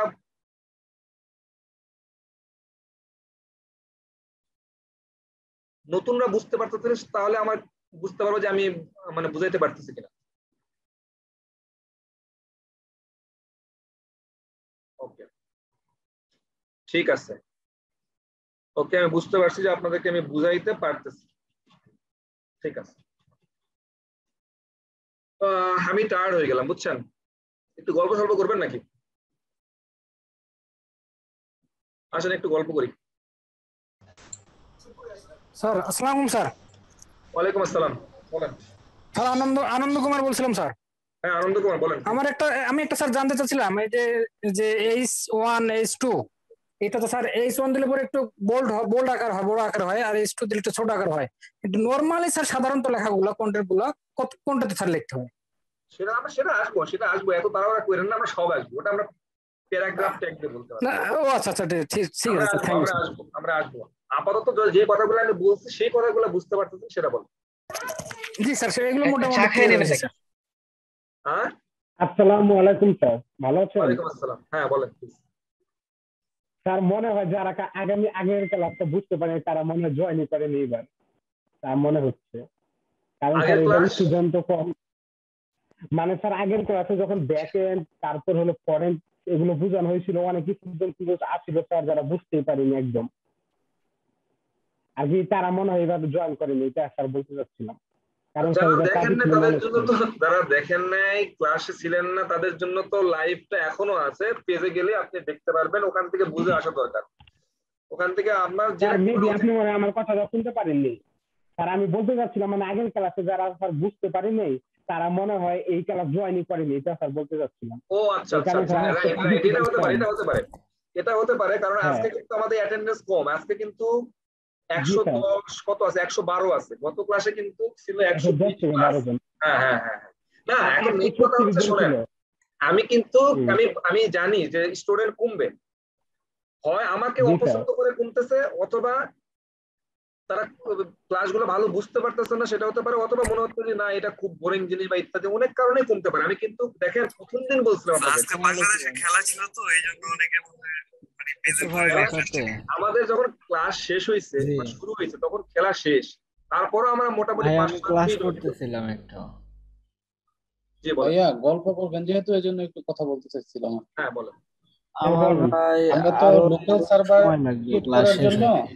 কয়টা বাজে? আমরা জ্যাম ব্যবহার করি। আপনি তো দেখলাম 10টা এখানে বাজে। জ্যাম ব্যবহার করলেন না, জ্যাম ছাড়া এই লোকাল না সার্ভার না, ক্রিয়েট করবেন। এটা আপনার প্রেজেন্টে মানে অ্যাটেন্ডেন্স নেয় একটা তো। বিষয়, আরেকটা বিষয় হচ্ছে আমি বিএস কোড ইউজ করি ওইভাবে তো সাধারণত। ভাই আমি হবে না এখানে টুকটাক ওই রকম HTML কিছু। জানি আর কি। আপনার শুধু তো আপনি একাই কোশ্চেন করতেছেন, অনেকে গল্প করতেছে, এখন এই জায়গাতে তো কোশ্চেন বুঝতেছি না আপনার কথা, আচ্ছা ভাই। আমি কথা কিছুই বুঝতেছি না। বাট আপনি যে, আমি বলতে চাচ্ছি যে আপনার হচ্ছে সম্ভবত জ্যাম্পের কথা বলতেছেন, পিএসপি এর। জি জি জি, আমি এটাই বলছিলাম। আমরা তো লোকাল সার্ভার তৈরি করার জন্য জ্যাম ব্যবহার করে আসছি, জ্যাম দিয়ে লোকাল সার্ভার তৈরি করছি। আমি সাধারণত আমি বিএস কোড ইউজ করি আর কি। আপনি নোটপ্যাড ব্যবহার করলেন, কাজ জমা এটা দিছো? কোনো ব্যাপার না, এটা কোনো ব্যাপার কারণ না। আমরা কিন্তু নোটপ্যাড জ্যামের ইউজ ব্যাপারটা করার আমি কাজ এখানে হচ্ছে, বলছিলাম। নোটপ্যাড ইউজ করার কাজটা হচ্ছে, শোনেন আমি বলি, আমি এটা একটা জিনিস বলি, আমরা কিন্তু সামনে ক্লাসে হয়তো কোন একটা ভালো কোড এডিটর ইউজ করবো, কিন্তু যারা ভাত দিকে খাইছে নাকি আছে, দেখতো? যারা কথা বললেন না, মাথা ব্যথা ইনফরমেশন কথা করতেছিল শোনেন। বলে। আচ্ছা ভাই, যিনি কথা বলতেছেন আপনি একটু কাইন্ডলি অফ করে কথা বলেন। আর ইয়ামিন ভাই আপনার মাইক বন্ধ করেন ভাই। আচ্ছা, আপনাদের সাথে একটু আড্ডা দিতে চাচ্ছি, সেটাও করতে দিবেন না, তাহলে আমি আবার আপনাদেরকে আনমিউট করে দিই, মিউট করে দিই, আমি আবার ক্লাস শুরু করে দিই একটা। আপনারা তো আপনাদের সাথে যে একটু ফ্রি সরি হবো ভাই, কথা সরি বলবো সেই সরি, আমার স্কোপটা তো মনে দিচ্ছেন ছিল না। না। জানি না আগে এতক্ষণ পর্যন্ত আমার কথা বলতে তো সমস্যা হচ্ছে না, কিন্তু আমি জানি যে আপনাদের শুনতেই সমস্যা হচ্ছে, কষ্ট হচ্ছে এতক্ষণ স্যার পর্যন্ত। ইয়ামিন ভাইয়া পার্সোনাল কথা বলছে তো এখানে একটু হচ্ছে। আচ্ছা যাই হোক, শুনেন, সরি আমরা ভাই, আমার মনে ছিল না আমার। হ্যাঁ হ্যাঁ হ্যাঁ, একটু একটু সতর্ক হইতে হবে। আপনার এখানে প্রায় 120 জনের মতো 12 জন আছে, এখন একজনের জন্য সবার অ্যাটেনশন নষ্ট হয়ে যাবে, তো একটু সতর্কতা হইতেই হবে এই জায়গাটা। যাই হোক শুনেন, আমরা এই মানে আমি জানতে চাইছিলাম জ্যাম আমরা ইউজ না করেও কি লোকাল সার্ভার তৈরি করতে পারি নাকি? হ্যাঁ হ্যাঁ হ্যাঁ অবশ্যই পারা যাবে, আমরা জ্যাম ছাড়াও করতে পারবো। এখানে অনেক আপনার এক্সটেনশন আছে, অনেক কিছু অ্যাড করা যায়। যেমন আমরা লারাভেল যখন শিখি তখন দেখবেন যে একটা কোডি আছে যেটাতে আমরা সার্ভার অটোমেটিক্যালি রেডি করতে পারি। জ্যাম ছাড়াও অনেক আছে, ওয়াম্প আছে, আরো অনেক কিছু আছে, অনেক কিছুতে ইউজ করা যায়। তো এটা জি জি, ওটা আমি জানি, আমি তো সবই জানি, কিন্তু দেখলাম আপনি কোনো কিছু এখানে ইউজ করলেন না, সেটাই বলতেছিলাম। না, আমরা তো এখানে জ্যাম কেন ইউজ করবো? এখানে আমরা কি কোথায় আছি? এখানে আমরা কাজ করতেছি এইচটিএমএল। আমি এই জন্যই বলতেছিলাম যে আমরা কিন্তু কাজ করতেছি এইচটিএমএল নিয়ে। তো এইচটিএমএল এর মানে কিন্তু বুঝে ব্রাউজার, এইচটিএমএল এর মিনিং গুলা বুঝে একমাত্র ব্রাউজার। সো ব্রাউজার হলেই আমাদের ইনাফ, আর কিচ্ছু দরকার নাই। আপনার কাছে যদি ব্রাউজার থাকে তাহলে আপনি এইচটিএমএল এর, কিন্তু আপনি অন্য প্রোগ্রামিং ল্যাঙ্গুয়েজ যেমন পিএইচপি যদি আপনি রান করতে চান তাহলে শুধু ব্রাউজারতে কাজ হবে না, আপনাকে কিন্তু কোন একটা সার্ভার লাগবে, কারণ ব্রাউজার কিন্তু পিএইচপি মানে বোঝে না, আর এইচটিএমএল এর সকল ট্যাগের মিনিং কিন্তু ব্রাউজারই বোঝে। আচ্ছা, আমার আরেকটা প্রসঙ্গে আসছিল যে কোড এডিটরটা আমি এটা কেন ইউজ করতেছি। ধন্যবাদ। এই কোড এডিটরের কথা বলি আমি, সেটা হচ্ছে যে, শব্দ করেন না, এই কোড এডিটর আমি যাদের বলতেছি যারা একদম নতুন তারা কিছুদিন মোটামুটি আপনি যদি চেষ্টা করেন, কিছুদিন না, এই HTML-টা আপনি মোটামুটি কয়েকটা ক্লাস আপনি নোটপ্যাডে ইউজ করেন। এই নোটপ্যাডে আপনি ইউজ করেন, কেন ইউজ করবেন আমি বলি। আপনি দেখেন নোটপ্যাডে যখন আপনি ইউজ করতেছেন প্রত্যেকটা জিনিস কিন্তু আপনাকে লেখা লাগতেছে। দেখেন HTML এইরকম ট্যাগ শুরু করতেছেন, HTML লিখে শুরু করতেছেন, আবার আপনি কি করতেছেন এটাতে আপনি শেষ করতেছেন, এরকম প্রত্যেকটা ট্যাগ আপনাকে লেখা লাগতেছে। কিন্তু বড় বড় কোড এডিটর গুলোতে আপনার লেখা লাগবে না। আমি আপনাদের এখানে একটা দেখাই, আমার কাছে যে VS কোড আছে, ঠিক আছে? তো VS কোডের এখানে মনে করেন যে আপনি আসসালামু আলাইকুম স্যার, কিন্তু আমি এটাই বলছিলাম বিএস কোডে লেখা লাগে না, ওতে চলে আসে। দেখেন এই যে VS কোডে যদি আপনি HTML এর পুরো স্ট্রাকচার নিয়ে আসতে চান, শুধু আপনি শিফট চাপ দিয়ে উপরে আপনার যে এক্সক্লেমেটর সাইন আছে এটা ক্লিক করবেন, আপনার পুরো স্ট্রাকচার চলে আসবে। একটা কথা বলতে যাচ্ছিলাম, শুধু আর কথা শেষ করতে দেন আমার। তারপরে দেখেন যদি আপনি এই যে এখানে এখন কোন একটা ট্যাগের নাম লিখবেন, সাপোজ H1 ট্যাগ লিখবেন, শুধু আপনি H লিখেন, H লিখলে দেখবেন যে H1 এর সব চলে আসবে। মানে কোনো কিছু কিন্তু আপনার শুধু মানে পুরো জিনিসটা লেখার দরকার হচ্ছে না।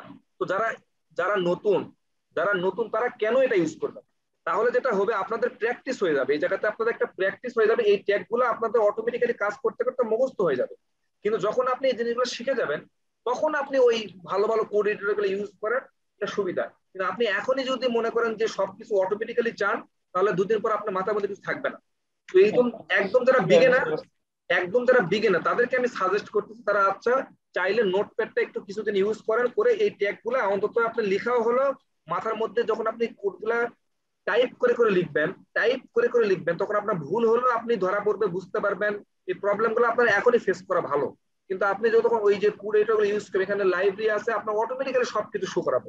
তো তখন কিন্তু আপনার কোনো কিছু বুঝবেন না। আপনি এখন জিনিসগুলো আপনি একটা একটা করে ট্যাগে দেখেন, HTML দিয়ে শুরু করলেন, HTML দিয়ে শেষ করলেন, তার মানে এর ভিতরে আপনাকে দুইটা ভাগে ভাগ করা লাগবে। আবার একটা হেড ট্যাগ আর একটা যে বডি ট্যাগ।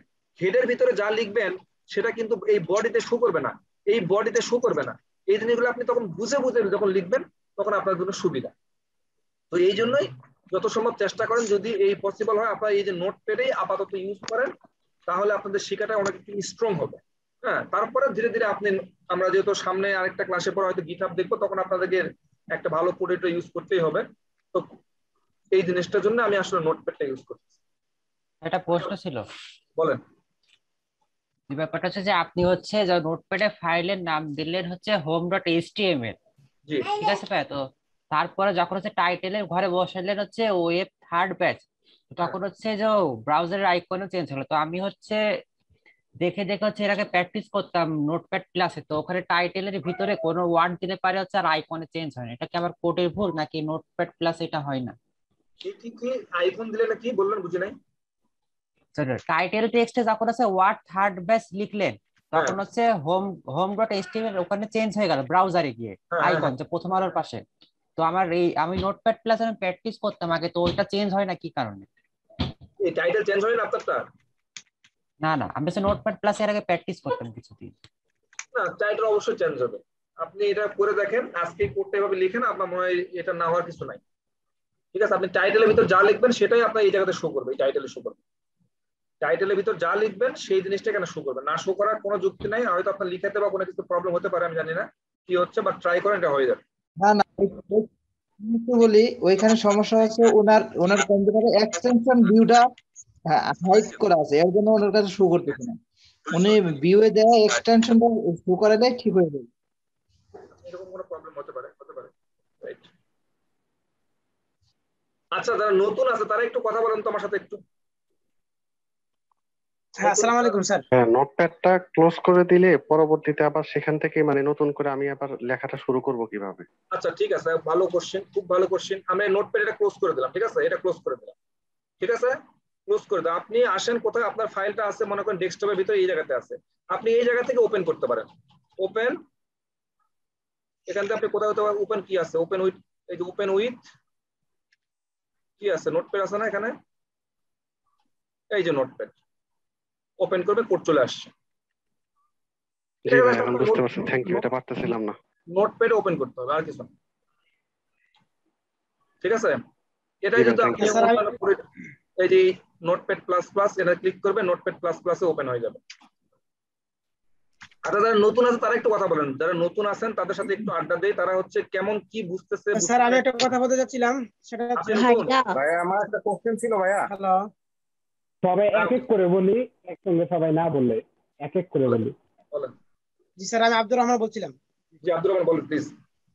স্যার আমার প্রশ্ন হচ্ছে যে স্যার অনেকে আমরা, আপনিও যেটা বলছিলেন যে অনেকে আমরা একটু মানে যারা পারে আর কি, অনেকে আছে ভালো পারে, তারা দেখা যাচ্ছে যে অ্যাডভান্স প্রশ্ন করতেছে, যারা আমরা নতুন আছি তারা এগুলো বুঝতেছি না, আমাদের সময়টা নষ্ট হচ্ছে। আমি সবাই রিকোয়েস্ট রাখবো আমি ট্রাই করতেছি অ্যাডভান্স কোনো কোশ্চেনে অ্যানসার না দেওয়ার জন্য, ঠিক আছে? অ্যাডভান্স কোনো কোশ্চেন আমরা এখানে আলোচনা খুব বেশি করবো না, আমি জানি এটা অনেক কাছে খারাপ লাগবে এবং ভয় লাগবে। তো অ্যাডভান্স আমি আপনাদেরকে রিকোয়েস্ট করতেছি অ্যাডভান্স কোনো কোশ্চেন করেন না। হ্যাঁ, আরেকটা জিনিস খেয়াল করবেন, এটা কারণ আমরা বুঝতেছি না বিষয়টা কি, আর আমাদের যেমন ইয়া লাগতেছে। আচ্ছা শোনেন, আমি একটা জিনিস বলি, যেহেতু আড্ডা দিচ্ছে একটা জিনিস বলি, সেটা হচ্ছে এই জিনিসটা আমি সব ব্যাচেই বলি, আপনাদেরকে বলতেছি, এখানে কিন্তু 120 জন বা 30 জন থাকুক না কেন, এখানে দেখবেন যে আপনি 50% ছেলে পেলে আছে, 50 জনের মতো ছেলে পেলে আছে যারা অলরেডি HTML তে ডিজাইন করছে, HTML CSS তে ডিজাইন পারে, আরো অ্যাডভান্স লেভেলের জিনিসপত্র পারে। এটা আমি কিন্তু জানি, এবং আমি নিজেও যখন এই কোন একটা কোর্সে ভর্তি হতে গেছিলাম তখন আমি শুধু HTML CSS না, আমি PHP পর্যন্ত পারতাম। তারপরে আমি কি করছি, ওকে কোর্সে ভর্তি হতে গেছি। তো আমি ওটা ফ্রি কোর্স ছিলাম, চিন্তা করলাম একটু যাই দেখি কি শিখায় ওনারা। আপনি বিশ্বাস করেন প্রত্যেকটা কোর্সে নতুন নতুন কিছু না কিছু ইনফরমেশন থাকবে। আমি জানি না আপনাদেরকে কোনো আমি নতুন ইনফরমেশন দিতে পারতেছি কিনা, যারা মানে আগে থেকে জানেন তাদের কথা বলতেছি, কিন্তু কোর্সগুলোতে নতুন দু একটা ইনফরমেশন আপনি পাবেনই। আপনি নর্মালি অনেক কিছুই পারেন, আমি কোনো ডাউট নাই, কিন্তু দেখবেন যে কিছু না কিছু ইনফরমেশন, দু একটা ইনফরমেশন নতুন থাকে, অথবা বোঝানোর মানে ব্যাপারটা আপনি যেভাবে বোঝেন সেভাবে হয়তো নাও, আমি যেভাবে বোঝাচ্ছি দেখবেন যে একটু ডিফারেন্ট মনে হবে। তো এরকম কিছু জিনিস থাকে। আরেকটা প্রবলেম যেটা হয়, যারা একটু আগে থেকে পারেন তাদের যে প্রবলেমটা হবে সেটা আমি আগে থেকেই আপনাদেরকে বলি, এই প্রবলেমটা আমারও হয়েছে। সেটা হচ্ছে যে আপনি পারেন, ঠিক আছে, আপনি তখন কি করবেন, কি HTML CSS আমি আগে থেকেই পারি, এই ক্লাসগুলো আমি অ্যাভয়েড করে যাই, অথবা এই টাইপের যেখানে অ্যাসাইনমেন্ট গুলো দেওয়া হবে এই অ্যাসাইনমেন্ট গুলো আপনি করতে চাইবেন না, এরকম আরো কিছু ব্যাপার স্যাপার আপনার মনের মধ্যে তৈরি হবে। দেখবেন আমি আপনাকে অ্যাসাইনমেন্ট দিব, যারা পারে তারা দেখবেন যে হয়তো প্রথমে একটা অ্যাসাইনমেন্ট করতেও পারে যে আমি একটু ভাব দেখাই, একটু করে দেখাই, ঠিক আছে, পরবর্তীতে অ্যাসাইনমেন্ট দেখবেন যে ও আর করবে না, ও মনে করে আমি এইসব তো পারি, আমার করে দেখার দরকার নেই। আপনি বিশ্বাস করেন যে এই 3 মাস পরে যারা আজকে একদম বিগিনার ছিল তারাই আপনার থেকে ভালো করবে। এই জিনিসটা সেম কাহিনী আমার ঘটছে। আমি একটা ছোট কাহিনী বলি, আমি যেখানে কোর্স করছিলাম আমি আপনাদেরকে বলছি যে ওই জায়গাতে কোর্স করতাম, তখন আমি PHP পারতাম, কিন্তু আমি এই যে একটা ফিলিংস যেটা আমি আপনাদেরকে এখন শেয়ার করলাম, এই জিনিসটা আমার মধ্যে হয়েছিল, এবং সব শেষে 3 মাস বা 4 মাস পরে দেখা গেল যেই ছেলেটা কিছুই পারতো না, প্রথম থেকে শুরু করতো, সেই ছেলেটা আমার থেকে ভালো পারতো। কারণটা হচ্ছে আমি তখন প্র্যাকটিস করতাম না, ওই নিজের মধ্যে ওই কনফিডেন্সটা ছিল যে আমি সব পারি, আর কি প্র্যাকটিস আর করবো।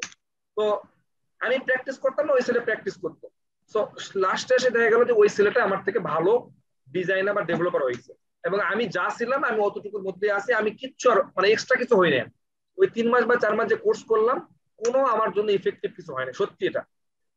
আরো যদি একটা সিম্পল এক্সাম্পল বলি, সেটা হচ্ছে আমি 3 দিনের একটা গ্রাফিক ডিজাইনের কোর্সে ভর্তি হয়েছিলাম। 3 দিন 500 টাকা নেবে, 3 দিন কোর্স। তো আমি গ্রাফিক ডিজাইনে কাজ না পারলেও ফটোশপ একটা আমি হ্যান্ডেল করতে পারতাম, আমি বুঝতাম জিনিসটা। তো প্রথম দিন গেলাম, আমি পারতেছি। তো আমার পাশে একটা লোক ছিল একটু বয়স্ক টাইপের, সেই লোকটা মনে করেন যে মাউসটা ধরে একটু টান দিবে সেটাও পারে না, আমি তাকে শিখাই দিলাম। এবং সেই লোকটা 3 দিন পরে, মানে 2 দিন পরে আমাদের একটা ফাইনাল হলো, এক্সাম হলো, যে একটা ড্র করতে দিচ্ছে, সেই ড্র করতে যে ওই লোকটা হয়েছিল 3rd, আর আমার কিন্তু 1st, 2nd, 3rd এর মধ্যে কোনো জায়গাতে লিস্টে নাম ছিল না। তো আমি এটা আপনাদেরকে আগে থেকে বলার কারণটা হচ্ছে সব আমার লাইফের বাস্তব লাইফের এক্সাম্পল, এই জিনিসগুলোই ঘটবে। তো যারা একটু পারেন, যদি আপনারা ওই আমার মতো বেশি অ্যাডভান্স চিন্তা না করে যদি এই ফ্লোদের সাথে রেগুলার প্র্যাকটিস করেন, ভিডিওগুলো দেখেন, অন্তত আপনি পারেন, ঠিক আছে, আপনি পারেন, ঠিক আছে, আপনি এই বিষয়গুলো নিয়ে আরেকটু এক্সপ্লোর করেন। আপনি তো পারেনই, দেখবেন যে অনেক ভালো ভালো ডেভেলপার আছে। আজকে যতগুলো বিষয় জানলাম, আপনি যদি জিজ্ঞেস করেন, হঠাৎ করে কোনো একটা কোশ্চেন জিজ্ঞেস করেন, বলতে পারবে না। আপনি জিজ্ঞেস করবেন যে HTML নিয়ে তুমি কাজ করো, ডিজাইনার, তুমি বলো তো HTML এর মানে কে তৈরি করছে এটা, সে বলতে পারবে না। আপনি যদি বলেন যে HTML এটা কোন কোম্পানি কন্ট্রোল করে, সে বলতে পারবে না। মানে এইরকম অনেক ইনফরমেশন আছে, অথচ কিন্তু সবাই HTML না, তারা ভালো ডিজাইনার পারে, ভালো ডেভেলপার, কিন্তু অনেক ইনফরমেশন দেখবেন তাদের মাথার মধ্যে নাই। তো আমার কথা হচ্ছে যতটুকু আপনি জানেন ঠিক আছে, যদি কোনো এক্সট্রা জিনিস আপনার লাগে আপনি কত জিনিস নেন, কিন্তু গাছারা ভাব করেন না, এটা আলটিমেটলি 3 মাস পর কিন্তু আপনি ফেলিওর হবেন। যখন দেখবেন যে আপনার যে লোকটা যে পাশে ছিল সেই লোকটা কিছুই পারতো না, সে এখন ভালো কিছু পারতেছে, আর আপনি আগে যা ছিলেন এখনো তাই আছেন, তখন কিন্তু আপনার খুব খারাপ লাগবে। অন্য জায়গায় আছি ক্লাসে পরে আচ্ছা ঠিক আছে, আমরা আর মনে হয় আমার একটা কথা জানার ছিল ভাইয়া। বলেন। ভাইয়া এই যে আপনি বললেন যে ডেস্কটপে সেভ করতে, তো পরবর্তীতে আমাদের অনেক কিছু সেভ করতে হতে পারে, তো আমি যদি অন্য কোনো ড্রাইভে সেভ করি তাহলে কি কোনো সমস্যা হবে? পৃথিবীর যে কোনো জায়গায় সেভ করেন, কোনো সমস্যা নাই, যে কোনো জায়গায় আপনি সেভ করেন, কম্পিউটারে আপনি যে কোনো জায়গায় সেভ করতে পারেন, কোনো সমস্যা না। আমার আসলে কম্পিউটার এখানে এই যে ড্রাইভ হচ্ছে একটাই, সি ড্রাইভ, একটা ড্রাইভই। হ্যাঁ, তো আমি জাস্ট আপনাদের দেখানোর জন্য আপনি যে কোনো জায়গায় সেভ করতে পারেন, সেই জায়গা থেকে আপনি কাজ করতে পারেন, এটা কোনো সমস্যা না। ঠিক আছে, জি ধন্যবাদ ভাইয়া। ওকে, আমরা আর কোনো কোশ্চেন নিচ্ছি না, আমরা চলে যাচ্ছি, আমরা একটু ক্লাসে যাই, আবার আমাদের আরেক কিছু জিনিসপত্র একটু শিখতে হবে। আপনি সবাইকে আমি একটু মিউট করে দিলাম, আমি আবার একটু ক্লাসে আসি। আড্ডা দিতে চাইলাম কিন্তু আপনারা কোশ্চেনে তো জর্জরিত করলেন, আড্ডাটা দিমু কেমনে কোন? আড্ডা বলতে কিছু নাই। ওকে ঠিক আছে, একটা জিনিস একটু খেয়াল করে দেখেন, একটা জিনিস খেয়াল করে দেখেন, আমরা কি H1 H2 আপনি এরকম H6 পর্যন্ত 6টা ট্যাগ আছে, এরকম H6 পর্যন্ত 6টা ট্যাগ আছে। H3 দিলাম, এটা H3 আপনাকে দিলাম, ঠিক আছে, এটা আপনি একটু ব্রাউজারে দেখেন, তিনটা এরকম 6টা ট্যাগ আছে, H1 H2 H3 H4 H6 এরকম 6টা ট্যাগ আছে, এরকম ধীরে ধীরে ছোট ছোট হয়ে আসবে। তো এগুলো হচ্ছে হেডিং ট্যাগ। এখন আমি যেটা বলতে চাচ্ছিলাম সেটা হচ্ছে এটা কিন্তু HTML এর ডিফল্ট জিনিস। H1 ট্যাগের ভিতরে কোনো কিছু লিখবেন, লেখাটা এরকম বড় হবে, H2 এর ভিতরে কোনো কিছু লিখবেন, লেখাটা এরকম ছোট হবে, আর H3 এর ভিতরে লিখবেন এরকম লেখাটা আরেকটু ছোট হবে। তো এটা হচ্ছে ডিফল্ট জিনিস। এখন আপনি এরে যদি আপনি কোনো স্টাইল দিতে চান, কোনো ডিজাইন করতে চান, লেখাগুলো আরো বড় করতে চান বা আরো ছোট করতে চান, অথবা আপনি বিভিন্ন কালার করতে চান, যা ইচ্ছা করতে চান, সেটা করার জন্য আপনাকে CSS ইউজ করতে হবে। তো CSS এর পার্ট নাম্বার এখন কথা বলতে একটা আইডিয়া দিলাম যে আপনি এটা ডিফল্ট জিনিস, এই HTML-টা আপনি H1 ট্যাগের ভিতর আপনি যা কিছু লেখেন না, লেখাটা এইরকম বড় হবে এবং এই জায়গাতে শুরু করবে। একটা জিনিস দেখাই, সেটা হচ্ছে এই H1 ট্যাগ, এই ট্যাগগুলা কিন্তু নতুন লাইন তৈরি করে, এই H1 ট্যাগগুলা কিন্তু নতুন লাইন তৈরি করে। আমার এখানে স্লাইডের মধ্যে একটা অপশন আছে, সেটা হচ্ছে ট্যাগ গেল এলিমেন্ট না, আমরা হচ্ছে এখানে একটা আছে এই যে ইনলাইন এলিমেন্ট, ঠিক আছে, এটা হলো ইনলাইন এলিমেন্ট, আর একটা হচ্ছে ব্লক এলিমেন্ট। একটা জিনিস একটু দেখে দেন যে ইনলাইন এলিমেন্ট কোনটা আর ব্লক এলিমেন্ট কোনটা, ইনলাইন এলিমেন্ট কোনটা, ব্লক এলিমেন্ট কোনটা। আমরা যে H1 ট্যাগটা কাজ করতেছি, এই H1 ট্যাগটাকে ব্লক এলিমেন্ট বলে, ব্লক। তার মানে আপনি এখানে H1 ট্যাগ লিখছেন, খুব ভালো কথা, আপনি এখন মনে করতেছেন যে H2 ট্যাগটা যদি আমি এটার পাশাপাশি লিখি এবং H3 ট্যাগটা যদি আমি এটার পাশে লিখি, তাহলে মনে হয় লেখাগুলো পাশাপাশি শো করবে, এবং রিলোড দেন ওই একই অবস্থায় শো করতেছে। তার মানে এই যে H1 ট্যাগটা লিখতেছেন, এই পুরা জায়গাটাই নিয়ে নিছে, এই পুরা জায়গা, এই মাথা থেকে এই মাথা পর্যন্ত পুরা জায়গাটা সে নিয়ে নিছে। আপনি নতুন কোনো একটা ট্যাগ যদি আপনি লিখতে চান, মানে এটা একটা ব্লক এলিমেন্ট, এই পুরো ব্লকটা সে জায়গা দখল করে নিয়ে বসে আছে, পুরা জায়গাটা। আপনি আবার একটা H1 ট্যাগ লিখবেন, সেটা নিচে চলে আসবে। আপনি যতই আপনি পাশাপাশি ট্যাগগুলো লিখেন না কেন, সেটা কিন্তু একই লাইনে হবে না, কারণ এই যে H1 ট্যাগ এগুলাকে বলা হচ্ছে ব্লক এলিমেন্ট।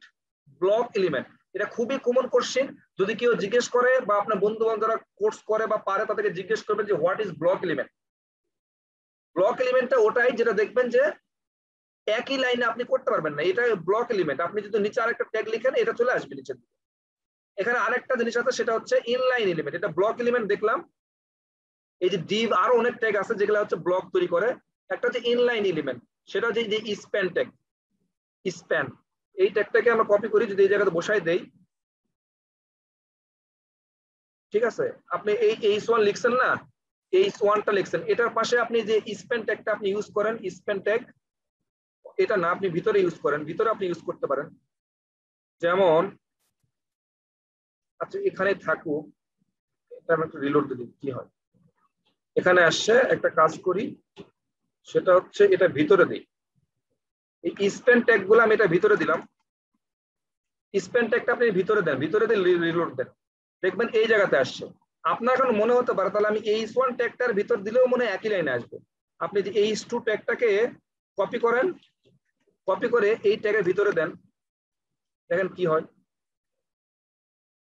নিচে চলে আসছে।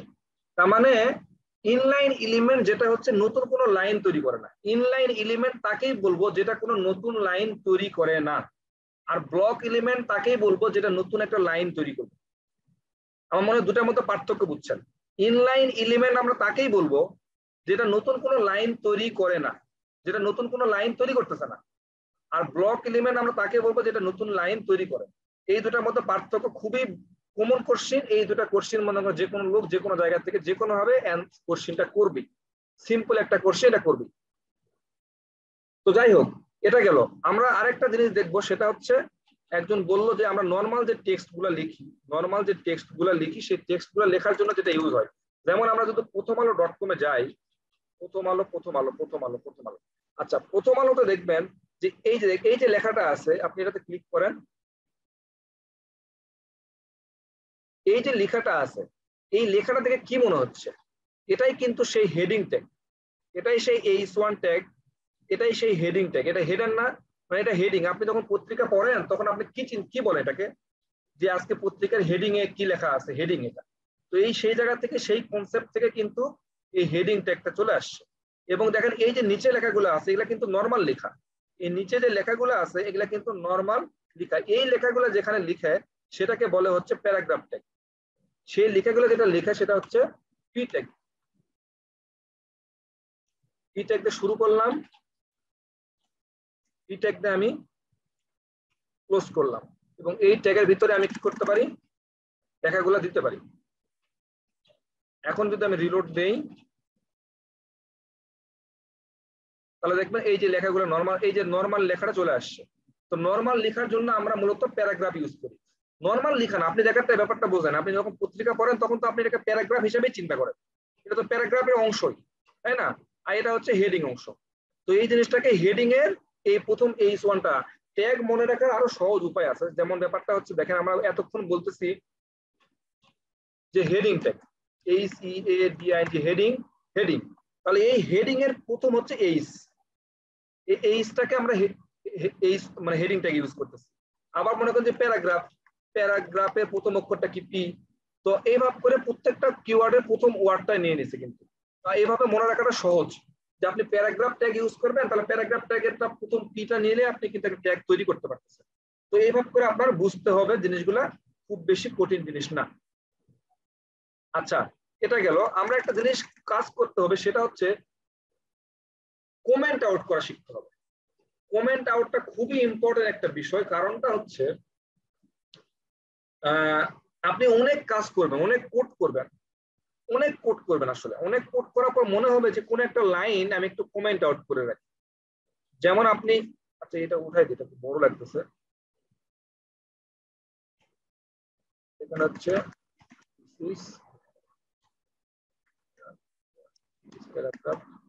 ট্যাগ। মনে করেন যে এই লাইনটাকে আপনি কমেন্ট আউট করে রাখবেন, এই লাইনটাকে আপনি আচ্ছা কমেন্ট আউট এখন দেখার দরকার না, কমেন্ট আউট এখন দরকার নাই, এটা খুব ইম্পর্টেন্ট এখন না। যখন আমরা একটু যখন বেশি কোড করবো তখন এই জিনিসটা আমরা দেখাতে পারি, সেটা কোনো সমস্যা নাই। আচ্ছা এটা গেল। আমরা আরো যে একটা ট্যাগ সম্বন্ধে একটু পরিচয় হবো, সেটা হচ্ছে মনে করেন হচ্ছে একটা হরিজন্টাল লাইন তৈরি করতে হবে। হরিজন্টাল লাইন, এই দেখবে একটা ট্যাগের নাম আছে HR। হরিজন্টাল লাইনে আপনি একটা ট্যাগ তৈরি করতে পারেন। এটা দিয়ে যদি আপনি রিলোড দেন, এই যে একটা লাইন তৈরি হয়ে গেছে। আমরা একটা কোনো একটা কাজ করি, সেটা হচ্ছে একটা কোনো ট্যাগ লিখি এটার ভিতরে। এখানে আমরা একটা H1 ট্যাগ লিখি, H1 শুরু করলাম, হেডিং ট্যাগ, এটা আমি ক্লোজ করলাম, H1 দিয়ে ক্লোজ করে দিলাম। ঠিক আছে, দেখবেন যে এই যে H1 এর পরে H1 পরে নিচে একটা কি আসছে, নিচে একটা হরিজন্টাল লাইন তৈরি করতেছেন। যদি এরকম করে একটা লাইন তৈরি করতে হয় তাহলে আপনি এই যে আপনার কি হরিজন্টাল লাইনের জন্য হরিজন্টাল, এই জন্য HR-টা ইউজ করা হয়। এই ট্যাগটা আপনি ইউজ করতে পারেন এরকম একটা লাইন তৈরি করার জন্য। তো এই একটা ট্যাগ সম্বন্ধে আপনি জানলেন। আরেকটা ট্যাগ হচ্ছে, মনে করেন এখানে H1 ট্যাগ লিখছেন, আপনি H1 ট্যাগ আরেকটা নিচে লিখবেন, আপনি আরেকটা লিখবেন নিচে। এখন আপনি মনে করতেছেন যে এই ট্যাগটা মাঝখানে এরকম স্পেস দিব, এখানে আপনি মাঝখানে স্পেস দিবেন। এই স্পেস দিলে মনে হয় মাঝখানে এখানে ব্রাউজারে ওই জায়গায় স্পেস শো করবে, ব্যাপারটা এরকম না। দেখবেন যে একটা একটা করে লাইনে শো করতেছে, কোনো স্পেস কিন্তু নাই। কারণ ব্রাউজার কিন্তু একটা একটা করে লাইন পড়বে, একটা একটা করে লাইন পড়বে, সেই লাইনগুলো এক্সিকিউট করবে। এখানে এই স্পেসের কোনো ভ্যালু নাই। ব্রাউজার তো আর এই স্পেস চিনে না। এরকম স্পেস দিলে যে কিছু ঘটনা ঘটবে সেটা তো ব্রাউজার জানে না, কারণ ব্রাউজারের মধ্যে সেই ইনস্ট্রাকশনটা দেওয়া হয় নাই যে যখনই এখানে স্পেস পাবা এই স্পেসটা মানে হচ্ছে তুমি ফাঁকা রাখবা, এরকম কোনো মিনিং ব্রাউজার জানা না। এই জন্য সেই স্পেসটা কাউন্ট করতেছে না। আপনি যতই এখানে স্পেস দেন না কেন, সে কিন্তু একটার পর একটা লেখা পরপর দেখা দিয়ে থাকবে। তো আপনার যদি মনে হয় যে H1 ট্যাগটা লেখার পর মাঝখানে আরেকটু বেশি স্পেস থাকুক, সেক্ষেত্রে আপনি কি করতে পারেন, আপনি এই জায়গাতে একটা ব্রেক নামে একটা ট্যাগ আছে, ব্রেক পোস্ট করে দিলাম BR। এই ব্রেক ট্যাগটা যদি আপনি ইউজ করেন তাহলে দেখবেন যে একটা স্পেসটা বেড়ে যাবে, এই স্পেস বেড়ে গেছে। আপনি যদি আরো একটা ব্রেক ট্যাগ ইউজ করেন, এখানে এই ব্রেক ট্যাগটাকে কপি করেন, এমনি আরেকটা ব্রেক ট্যাগ দেন, আরো 2-3টা দেন, তাহলে যতগুলো দিবেন ততগুলো সে একটা করে লাইন ব্রেক করবে এবং সেই স্পেসগুলো এখানে দিবে। তো এই ব্রেকের মাধ্যমে আপনি স্পেসটা বাড়াইতে পারেন, আদারওয়াইজ কিন্তু স্পেসটা আপনি বাড়াইতে পারবেন না CSS ছাড়া। CSS দিয়ে আপনি বিভিন্ন স্পেস বাড়াইতে পারবেন, যেহেতু আমরা CSS এখন শিখতেছি না। তো আমরা যদি ব্রেক এইরকম স্পেস দিতে চাই তাহলে আমাদের এই ব্রেক ট্যাগটা ইউজ করতে হবে। এই যে আমরা দুটো ট্যাগ দেখলাম, একটা হচ্ছে ব্রেক ট্যাগ আর একটা হচ্ছে হরিজন্টাল ট্যাগ। এই ট্যাগগুলোকে বলা হয় সেলফ ক্লোজিং ট্যাগ। যদি কখনো কোশ্চেন করে যে সেলফ নিজেই ক্লোজিং ট্যাগ কোনটা, আমরা তো এতক্ষণ পর্যন্ত ট্যাগ দেখলাম যে ট্যাগটা শুরু করতে হয় সেই ট্যাগটা শেষও করতে হয়। তো এই ট্যাগগুলো কিন্তু দেখবেন যে শুরু শেষ নাই, এই জন্য তাকে বলা হয় সেলফ ক্লোজিং ট্যাগ। যদি কেউ জিজ্ঞেস করে সেলফ ক্লোজিং ট্যাগ দুই একটা নাম বলতে পারেন কিনা, তখন আপনি বলতে পারবেন যে হ্যাঁ আমি জানি, ব্রেক অথবা হরিজন্টাল বা এরকম আরো দু একটা ট্যাগ হয়তো আমরা সামনে দেখবো, এই ট্যাগগুলোকে সেলফ ক্লোজিং ট্যাগ বলা হয়। বুঝা গেছে? একটু আপনারা যদি মেসেজে বলেন যে ভাইয়া বুঝতে গেছে।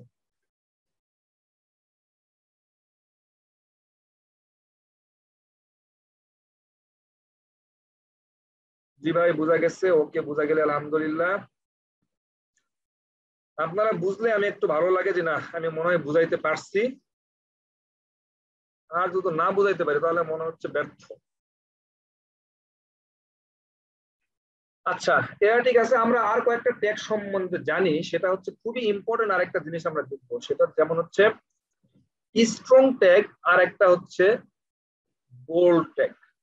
বোল্ড, আমরা যদি কোন একটা লাইনকে বোল্ড করতে চাই, সাপোজ কোন একটা লেখা একটু বোল্ড, যেমন আপনাকে আমরা একটু এক্সাম্পল হিসেবে দেখাই WRD ওয়ার্ড ফাইল। এই ওয়ার্ড ফাইলে আসলে এই ওয়ার্ড ফাইলের এই কনসেপ্ট গুলো থেকে কিন্তু আসলে ব্যাপারগুলো আসছে। দেখেন যে আপনি কোন একটা কিছু লিখতেছেন,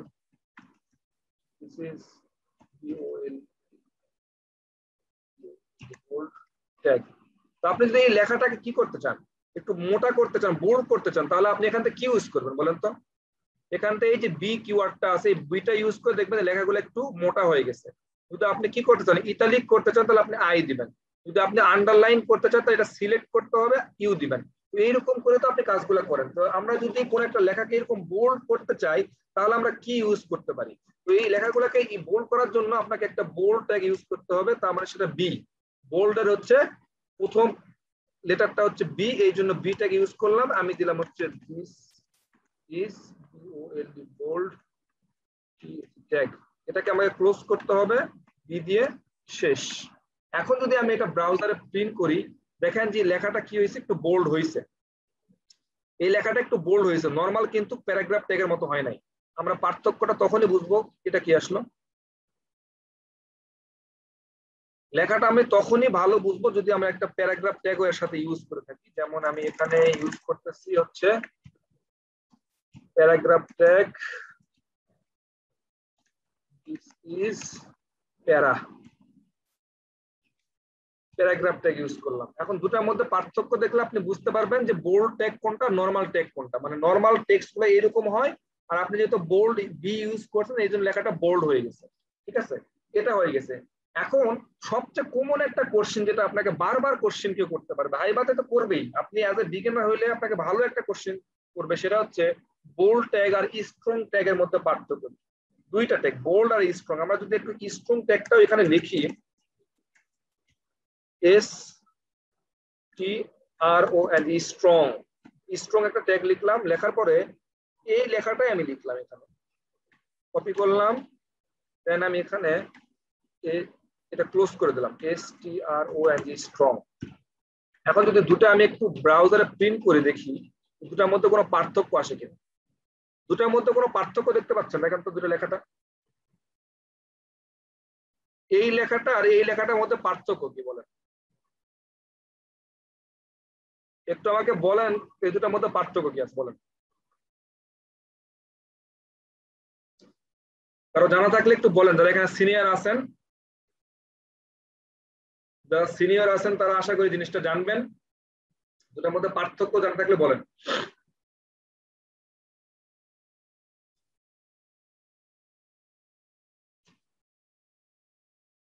ওকে, অনেকেই বলতেছে জানি না। আমি জানি না, অনেকে জানবেন না, কিন্তু যারা জানেন তারা হচ্ছে যারা অলরেডি কাজ করেন তারা তো জানা কথা, যারা অলরেডি ডিজাইন করছেন, ডেভেলপ করতেছেন, তারা জানা দরকার যে বোল্ড ট্যাগটা কি আর এই স্ট্রং ট্যাগটার মধ্যে পার্থক্য কোনটা, কখন আমি ইউজ করব। আচ্ছা ঠিক আছে, দেখেন দুটার কিন্তু কাজ একই, আপনি এই ফিজিক্যালি আপনি দেখতে পারতেছেন, মানে আপনি এখানে দেখে বোঝার কোনো উপায় নাই যে কোনটা কোনটা ইউজ করছেন। কিন্তু গুগল মামা কিন্তু ঠিকই চিনবে, গুগল মামা কিন্তু ঠিকই চিনবে যে লেখাটা বোল্ডটা কোনটা আর হচ্ছে এই যে স্ট্রংটা কোনটা। স্ট্রংটা ট্যাগ ইউজ করা হয় কখন, যখন আপনি এমন একটা সেন্টেন্স আপনার এই যে মানে আপনার ইয়েকে রাখতেছেন, এই যে আপনার প্রজেক্টের কোডের ভিতরে রাখতেছেন, যে সেন্টেন্সটাকে আপনি খুব গুরুত্ব দিচ্ছেন, যেটা একটা খুব ইম্পর্টেন্ট সেন্টেন্স, তো এই সেন্টেন্সটা যেন গুগল রিড করে এবং এটাকে তার গুগল যেন ইম্পর্টেন্স দেয়। বুঝেন না আমার কথা? আমি বলতে যাচ্ছি আপনি একটা সেন্টেন্স লিখতেছেন, কোন সেন্টেন্সটা আপনি স্ট্রং ট্যাগের ভিতর দিবেন। যদি মনে করেন যে এই সেন্টেন্সটা আসলে এই প্রজেক্টের একটা ইম্পর্টেন্ট সেন্টেন্স, ট্যাগ ভালো একটা ট্যাগ হতে পারে, আপনি গুগলকে বোঝাতে চাচ্ছেন যে এই সেন্টেন্সটা কিন্তু আমার ওয়েবসাইটের জন্য খুব ইম্পর্টেন্ট, এই কথাটা আমার এই যে এখানে আমি একটা প্যারাগ্রাফ লিখছি, এই প্যারাগ্রাফের মধ্যে অনেক কথা লেখা আছে, কিন্তু আপনি যদি কোনো একটা কথাকে স্পেসিফিক ভাবে বোঝাতে চান গুগলকে যে এই কথাটা খুব ইম্পর্টেন্ট, এখানে অনেক কথা লেখা আছে, মনে করেন এখানে সাকিব আল হাসান এই কথাটা ইম্পর্টেন্ট এখানকার মধ্যে, তাহলে সেটা আপনি স্ট্রং ট্যাগের ভিতর লিখতে পারেন। তাহলে গুগল বুঝতে পারবে যে এটা একটা ইম্পর্টেন্ট, এটা খুবই গুরুত্বপূর্ণ এই কথাটা, তো সে র্যাঙ্ক করবে, র্যাঙ্ক করতে সুবিধা করবে, র্যাঙ্ক করতে তার হেল্প হবে। যেহেতু গুগল প্রত্যেকটা ট্যাগ রিড করবে, ট্যাগ গুলা দেখবে, দেখে সে গুরুত্বটা বুঝতে পারবে। দুটার কাজ আপাতত একই মনে হতে পারে, কিন্তু গুগল তাকে গুরুত্ব দিবে। আপনি যদি তাকে গুরুত্বটা দেন যে আমার এই ট্যাগটুকু শুধু গুরুত্বপূর্ণ একটু বেশি, তাহলে আপনি স্ট্রং ট্যাগটা ইউজ করতে পারেন। তো পার্থক্যটা আপাতত সিম্পলি এতটুকুই বুঝে রাখেন, যদি কোনোটাকে আপনি গুরুত্ব সহকারে বোঝাতে চান গুগলকে, তাহলে আপনি স্ট্রং ট্যাগ ইউজ করতে পারেন। আদারওয়াইজ আপনি বোল্ড দিলে শুধু লেখাটা এরকম বোল্ড হবে, আদারওয়াইজ অন্য কোনো কাজ নাই। আর যদি আপনি গুগলকে তার গুরুত্বটা বোঝাতে চান যে না এই কথাটা গুগলের কাছে গুরুত্ব সহকারে আপনি বোঝাতে চাচ্ছেন, তাহলে আপনি স্ট্রং ট্যাগ ইউজ করতে পারেন। ঠিক আছে, তো সেম ভাবে মনে করেন এটা পার্থক্য গেল, মনে করেন যে আমরা এই যে ইটালিক করতে পারি, সেম ভাবে আমরা এই ইটালিকের মধ্যে দেখেন যে আমরা যেটা করলাম, এই যে ওয়ার্ড ফাইলে যেটা আমি করে দেখালাম,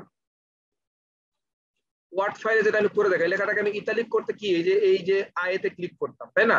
তো এইরকমই আমাদের এই ইটালিক ট্যাগটা ইউজ করার জন্য আমরা আই ইউজ করতে পারি। আই ট্যাগ ইউজ করলাম, শুরু করলাম, মনে করেন যে আমি এই বোল্ড ট্যাগটাকে যদি ইউজ করে থাকি, এটা আমি ক্লোজ করে দিলাম আই। আমি এখন যদি এটা রিলোড দেই, এটা যদি আমি এখন রিলোড দিই, তাহলে দেখবেন লেখাটা ইটালিক হয়ে গেছে। ঠিক আছে? তো এই রকম জিনিসগুলো আপনি করতে পারেন।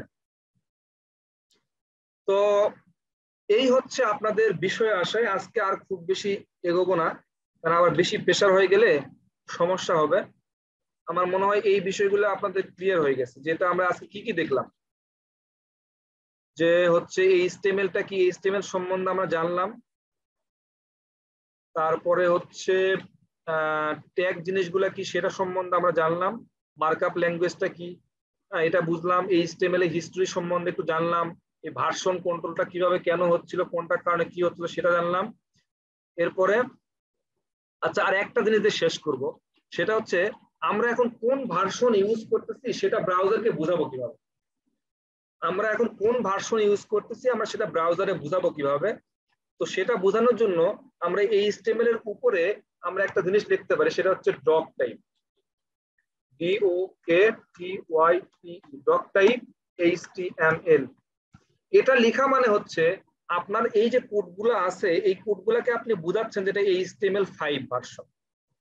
এই ডক টাইপ HTML এইভাবে যদি আপনি লিখেন তাহলে আপনি ব্রাউজারকে বোঝাচ্ছেন যে আপনি যে কোডগুলো লিখতেছেন সেগুলো HTML5 এর কোড এবং সেই HTML5 হিসেবে আপনাকে ট্রিট করবে। আমি মনে হয় বুঝাইতে পারি নাই। আমরা যে ভার্সনগুলো দেখলাম সে ভার্সনের মধ্যে আপনাকে তো বুঝাইতে হবে আপনি কোন ভার্সন ইউজ করতেছেন। তো তাকে বোঝানোর জন্য আপনি এখানে লিখে দিলেন ডক টাইপ HTML। এই ডক টাইপ HTML-টা লেখা মানে হচ্ছে আপনি HTML5 ইউজ করতেছেন। আপনাকে বুঝাইতে পারি নাই। আমি আরেকটু বুঝাই যে HTML4 doc type, HTML4 doc টাইপটা কি ছিল একটু দেখেন যে HTML4 এর ডক টাইপটা কি। এক একটার জন্য কিন্তু দেখেন এই যে HTML5 এর ডক টাইপটা কিন্তু এইরকম ভাবে লেখে।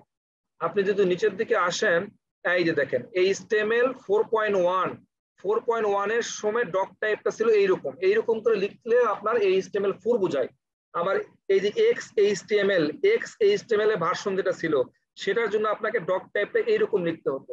তো এইভাবে আপনি ডক টাইপটা চেঞ্জও করতে পারেন। আপনি কোন ভার্সনে ইউজ করবেন সেটা আপনাকে বোঝানোর জন্য আপনি ডক টাইপটা আপনি লিখবেন। এই ডক টাইপটা কেন লাগে সেটা আমি বুঝালাম যে আপনার ভার্সনটা বোঝানোর জন্য। HTML4 এর জন্য আরেকটা ডক টাইপ, HTML এই যে XHTML এর জন্য আরেকটা ডক টাইপ, আর HTML5 এর জন্য আমরা শুধু এতটুকু লিখলেই সে বুঝতে পারবে যেটা HTML5 ভার্সন নিয়ে আপনি কাজ করতেছেন।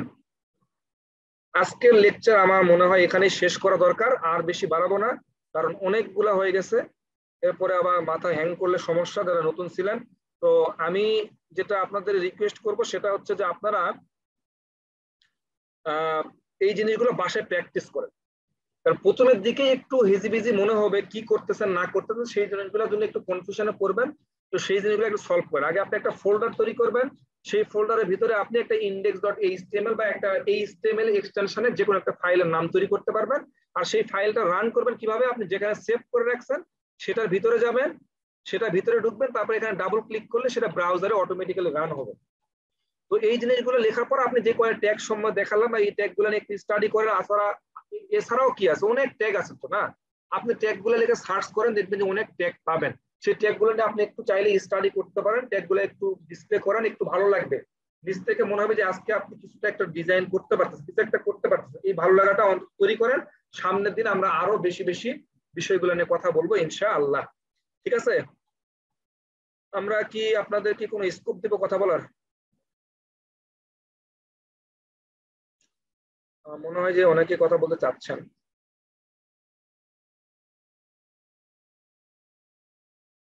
ঠিক আছে, আপনাদেরকে একটা স্কোপ দেওয়া হলো, আপনারা চাইলে আনমিউট করতে পারেন। ভাই ওই এক্সটেনশনের বিষয়টা ক্লিয়ার করে দেন, না হলে নতুন যারা আছে ওদের প্রবলেম হবে। আপনি ফাইলে যায় ভিউতে এক্সটেনশনটা অন করে দেন, হাইড করা থাকে, অনেকেরটা হাইড করা থাকে। এটা আচ্ছা, না করলে এক্সটেনশন হাইড করা আমি তো সেটা বোঝানোর চেষ্টা করলাম যে হাইড করা থাকুক আর যেভাবে করাই থাকুক, আপনার যদি এই পাশে লোগোটা থাকে তাহলে কিন্তু সাপোজ এখানে আপনি HTML দেখতে পাচ্ছেন না, এটা কোনো সমস্যা না। আপনি এটা দেখতে না পারলেও সমস্যা না, কিন্তু লোগোটা কিন্তু আপনি দেখতে পাবেন। এই লোগোটা কিন্তু আপনি দেখতে পাবেন। আপনি এই জায়গা থেকে সম্ভবত কই জায়গায় আসতে হয়, ভিউতে আসবেন। এই ভিউতে আসার পর যদি আপনার এখানে দেখতে না পান তাহলে আপনি এখানে ভিউতে আসার পরে কই যাইতে হয় জানো, ফাইল এক্সটেনশনটা অফ করে দেন, তাহলে আসবে না। দেখেন বলা হাইড আইটেম, এই যে ফাইল নাম এক্সটেনশন, এই যে ফাইল নাম স্যার অপশনে ক্লিক করুন, অপশন। এই যে দেখেন এখন কিন্তু এখানে শুধু হোম লেখা আছে, এখানে কিন্তু ডট এইচটিএমএল এরকম দেখতে পাচ্ছেন না। এটা আপনার যদি এক্সটেনশন অফ করা থাকে দেখতে পারবেন না। এটা আপনি দেখার জন্য কি করতে হবে, ভিউ যাইতে হবে, ভিউতে আসার পর এই যে ফাইল নাম এক্সটেনশন এটাতে ক্লিক করবেন, এখানে এই যে ডট এইচটিএমএল এটা দেখাবে। আচ্ছা মেইন কথা এটা আপনি দেখতে পারেন না পারেন সেটা কোনো সমস্যা না, যদি আপনার এই যে ডট এইচটিএমএলটা আপনি ভালো মতো লিখতে পারেন তাহলে কিন্তু এই আইকনটা আপনাকে দেখাবে। এই আইকনটা যদি আপনি দেখতে পারেন তাহলে আপনি বুঝতে পারবেন যে না আপনার এইচটিএমএল এর এটা কাজ হচ্ছে, এটা কাজ করতে পারতেছে। ঠিক আছে, আপনি যদি এখান থেকে কাজ করেন, এখান থেকে ডকুমেন্ট টাইপে অবশ্যই দেখাবে, ডকুমেন্ট টাইপে ভাইয়া এইচটিএমএল ডকুমেন্ট টাইপ দেখাবে, রাইট, হ্যাঁ ডকুমেন্ট টাইপ দেখাবে। আর এখান থেকে আপনি আরো একটা ফাইল তৈরি করতে পারেন, এই ফাইলটা আপনি সেভ করতে পারেন। এখান থেকে আপনি সেভ ক্লিক করলেন, এই যে থার্ড এখানে আপনি লিখতে পারেন আরেকটা ফাইলের নাম লিখতে পারেন, সেটার নাম দিলেন মনে করেন index.html, মানে .html এই বিষয়টা আপনাকে দিতেই হবে মেইন কথা। আপনি এটা হয়ে গেল, দেখেন এটা যদি আপনি দেখতে চান এই দেখেন index.html এই ফাইলটা আপনি তৈরি করছেন, এটা আপনি ডাবল ক্লিক করবেন, এটা ভিতরে কিচ্ছু নাই, মানে এটার মধ্যে আপনি কোনো কোড লিখেনও নাই। তো যাই হোক এভাবে আপনি কাজগুলো করতে পারেন।